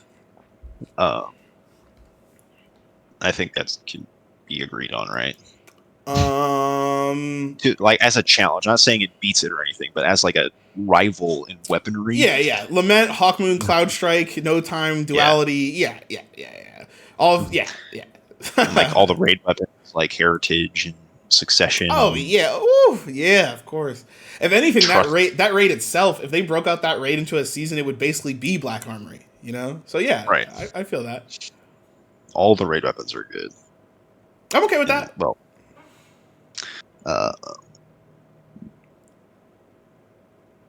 is it better than Menagerie? See, now you got me questioning myself. Well, because it's Menagerie and Crown. Right. And there's no... Right. And Menagerie beats it beats Empire hunts, it beats the seasonal, Wrathborn hunts. Those are the only two, like, seasonal style activities. Beats them both.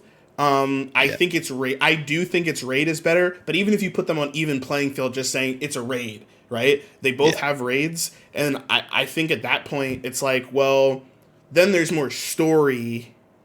And then it's like, okay, well, then it's just all the extra Beyond Light stuff. Like, again, classes, and stuff, which none of which for me just doesn't hit the same as Opulence did. Yeah. Yeah, which I'm okay with conceding about when it comes to Black Armory, because I just didn't care about the raid that much, but that raid, and I think we both feel the same way about that. Which, even though I do like a lot of the raid, I just, the boss. Honestly, I probably like the raid more than I think I do. I think I just have so many memories of playing it with teams that were frustrating. Yeah. But yeah, I'm okay with where it Yeah. is. Yeah. I like that. Yeah. Okay. Well, we got one more. Season of the Chosen. So, Season of the Chosen is not done yet. We still have like 4 weeks to go. 5 weeks to go. 4 or 5 weeks to go. But this is like this was the final week of the story for the season. Yep. Technically, we just still don't know what all they're going to do with Presage yet. We don't know. We don't know. So we just know they're fixing bugs and telling us stuff in the TWABs at this point. But as of right now, this season has the makings. It has everything there. It doesn't have a raid, but I think the battlegrounds are pretty good. I think they're better than most of the events that we've had. I think they're better than Forges. I think they're better than Empire Hunts and Wrathborn Hunts. I don't think it's better than Menagerie. The story this season is probably the best out of all. Yes. Besides Forsaken. Like, I'll put it blunt, just like my main man Bife said, I think I like Keitel more than the Oryx. Like, because with a Keitel, like Oryx was just, yes, it was like big, like the raid was huge, but with Keitel, obviously she's nowhere near as powerful as Oryx, but Oryx was just another one of these guys we gotta beat. Like, there was no like elongated composition with him in terms of dialogue. Where with Keitel, we were talking to her all the time. Her relationship with Zavala and Saladin's wanting to just fight them instead of come to a truce, and Osiris being Crow's dad. Crow in this entire season has been fantastic. Crow in Season of the Hunt was good. Crow has been like a staple of Beyond Light this entire time. I think that's one of Beyond Light's biggest W's is Crow overall. And they brought the Prismatic Recaster back. The seasonal weapons this season are they're good. Extraordinary Edition, Far Future, Code Dwello. What's the seasonal weapon? Dead Man's Tale.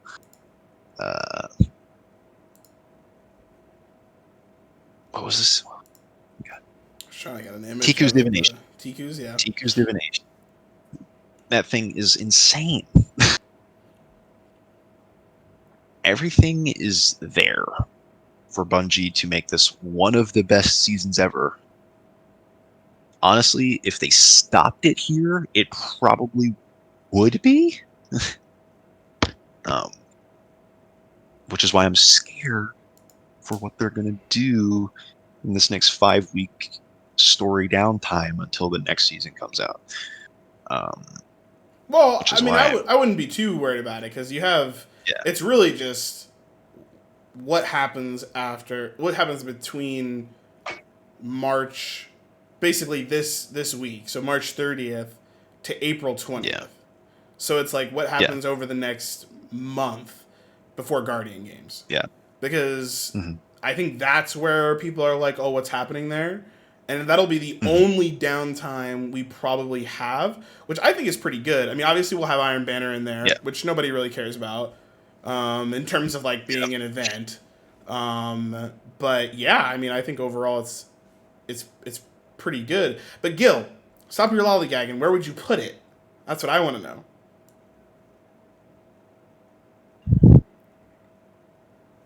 The A tier is like the most controversial tier in this entire thing. Which makes sense, right? Yeah. I mean, we all knew Forsaken was going in S tier. I don't think anything is even coming close so far. We'll just have to wait until Witch Queen comes out. But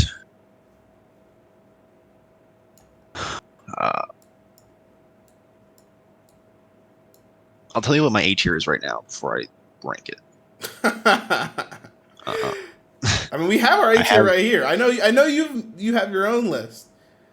Yeah, my A tier personally is D2 Shadowkeep and Undying as A-. Okay. Arrivals, Black Armory, Season of the Hunt, Menagerie. Menagerie at the forefront. Right. This is either going, if I'm going to be completely honest. You're struggling with this, huh? I'm struggling, man, because this season is so good. Yeah. So if we're just basing it on what it is so far. Yeah.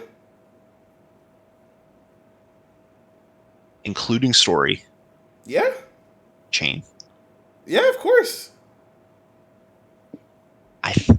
I think it's better than season 7. Okay. Honestly. And especially if we're putting story as a mix in there, it's definitely better than season 7. Yeah. So I struggle with this too for the same reason. Yeah. I think it has the best story out of everything. I think it has really good lore. It doesn't have better lore than Shadowkeep, I don't think, personally. I think the Shadowkeep lore is excellent. Yeah. I even think the Forsaken lore is excellent. It's or not Forsaken. Black Armory is excellent. I mean, it's not really that important, but I think it's really good. Mm-hmm. Where Menagerie doesn't really have much going on at all, outside of the fact that there's the raid, which comes with a shit ton of lore. So I struggle because I think the gameplay loop of 7 is so good, and the gameplay loop of 13 is worse than some of the other seasons we've had. So Battlegrounds is good. Mm-hmm. Battlegrounds, they're fine. But I think Season of Dawn is better. The loot grind was so good. Loved it. The mods that we got in Season of the Worthy are much better. I think... How about this? I'm going to put it behind Season 7 for now. I'm okay with that. I'll put it in front of Season 12, behind Season 7 for now, and we'll see what happens when this season's over. Yeah, I don't think it's going to change.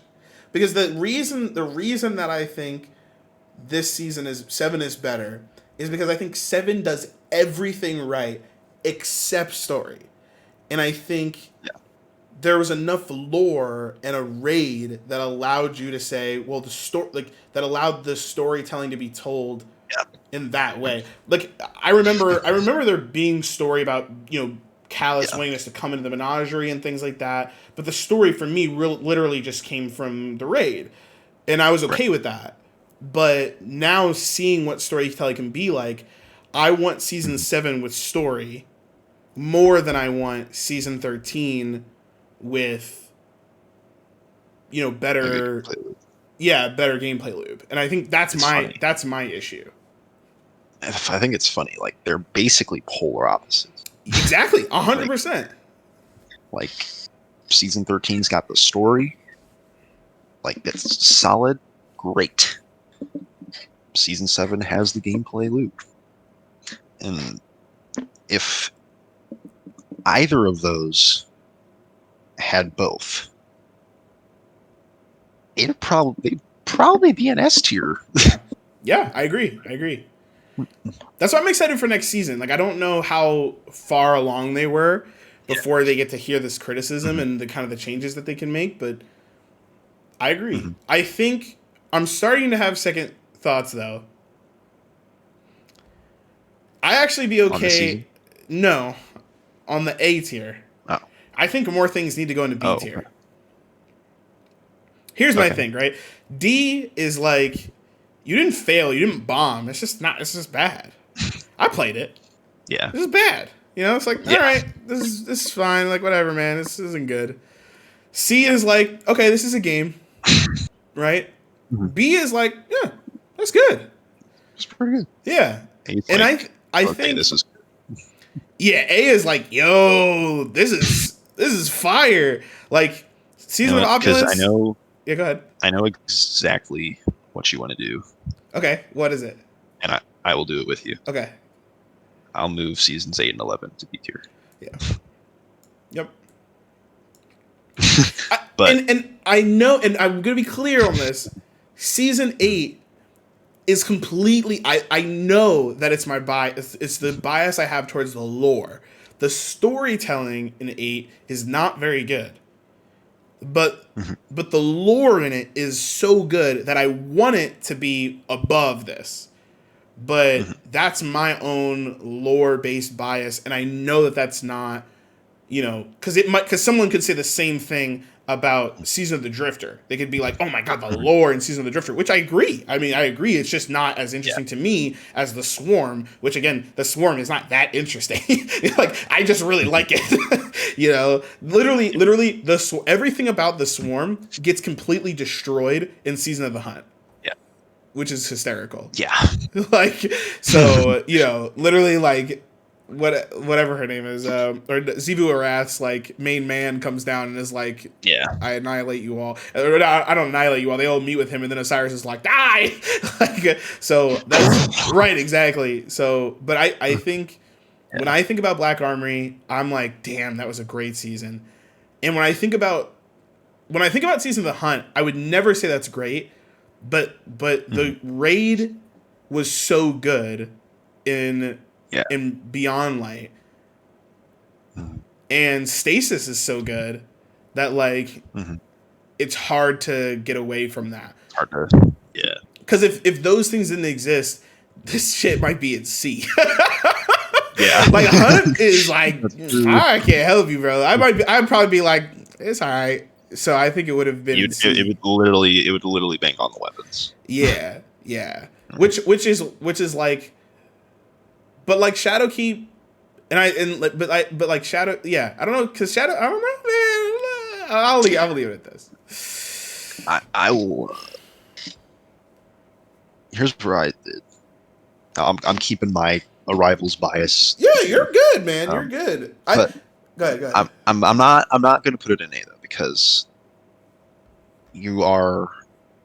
I mean, I'll keep it real. You're a better Destiny player than me, and you know more about it than I do. I played longer. I played longer. Yeah.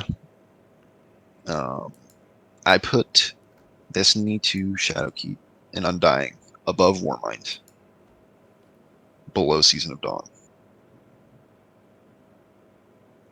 Wait, say that one more time so I can read. Let me say it again.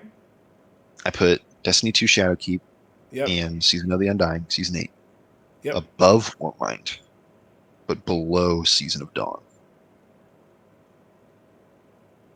Oh, okay. Yeah. So you put it here. Yeah. Interesting. Basically, my B tier goes from right to left. Warmind, 8, 9, 10, 11. Yeah.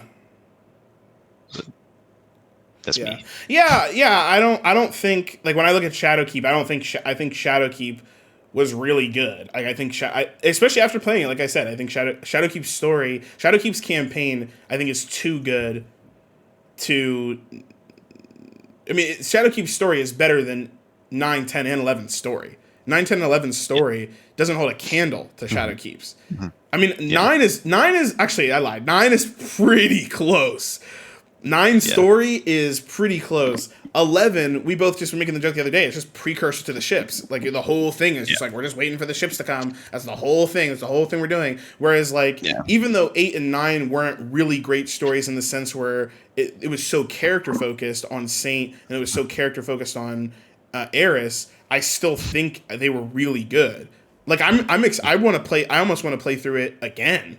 Like because I just loved the idea around. And if anything, nightmares are even a more interesting thing to me than the ships. Who cares about the ships? Nightmares are literally like paracausal energy from the darkness being mixed with weird high voodoo magic.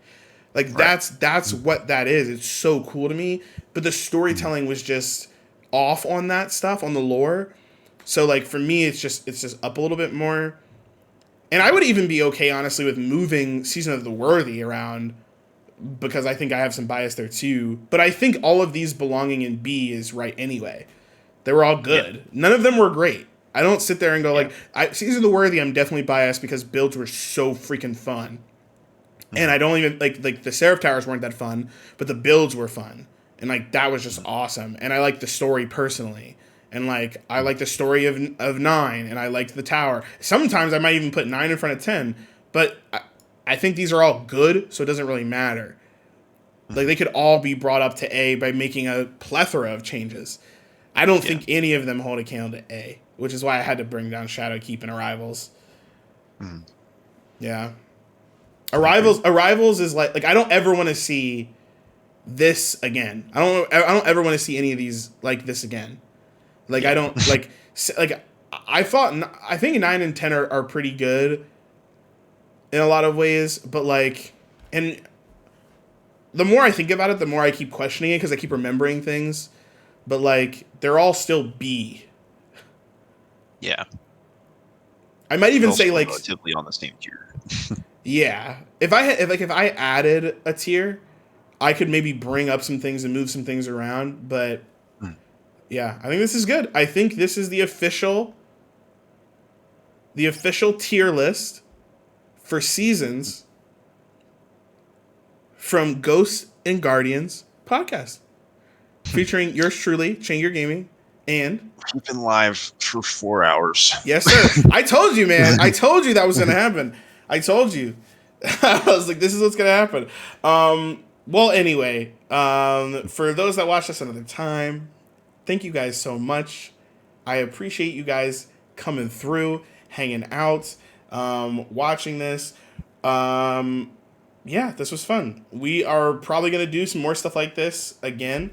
Of course, we're going to review the entire season, what we would like to see moving forward, things like that. And we're going to do more fun stuff like this as well. Some of the ideas that we have is like what's your top three new exotic catalysts. That's one that we were talking about the other day. We might do some more lore-based things, so just stick around and see. With that, though, guys, we'll see you online. And, of course, we will catch you in the next one. Peace!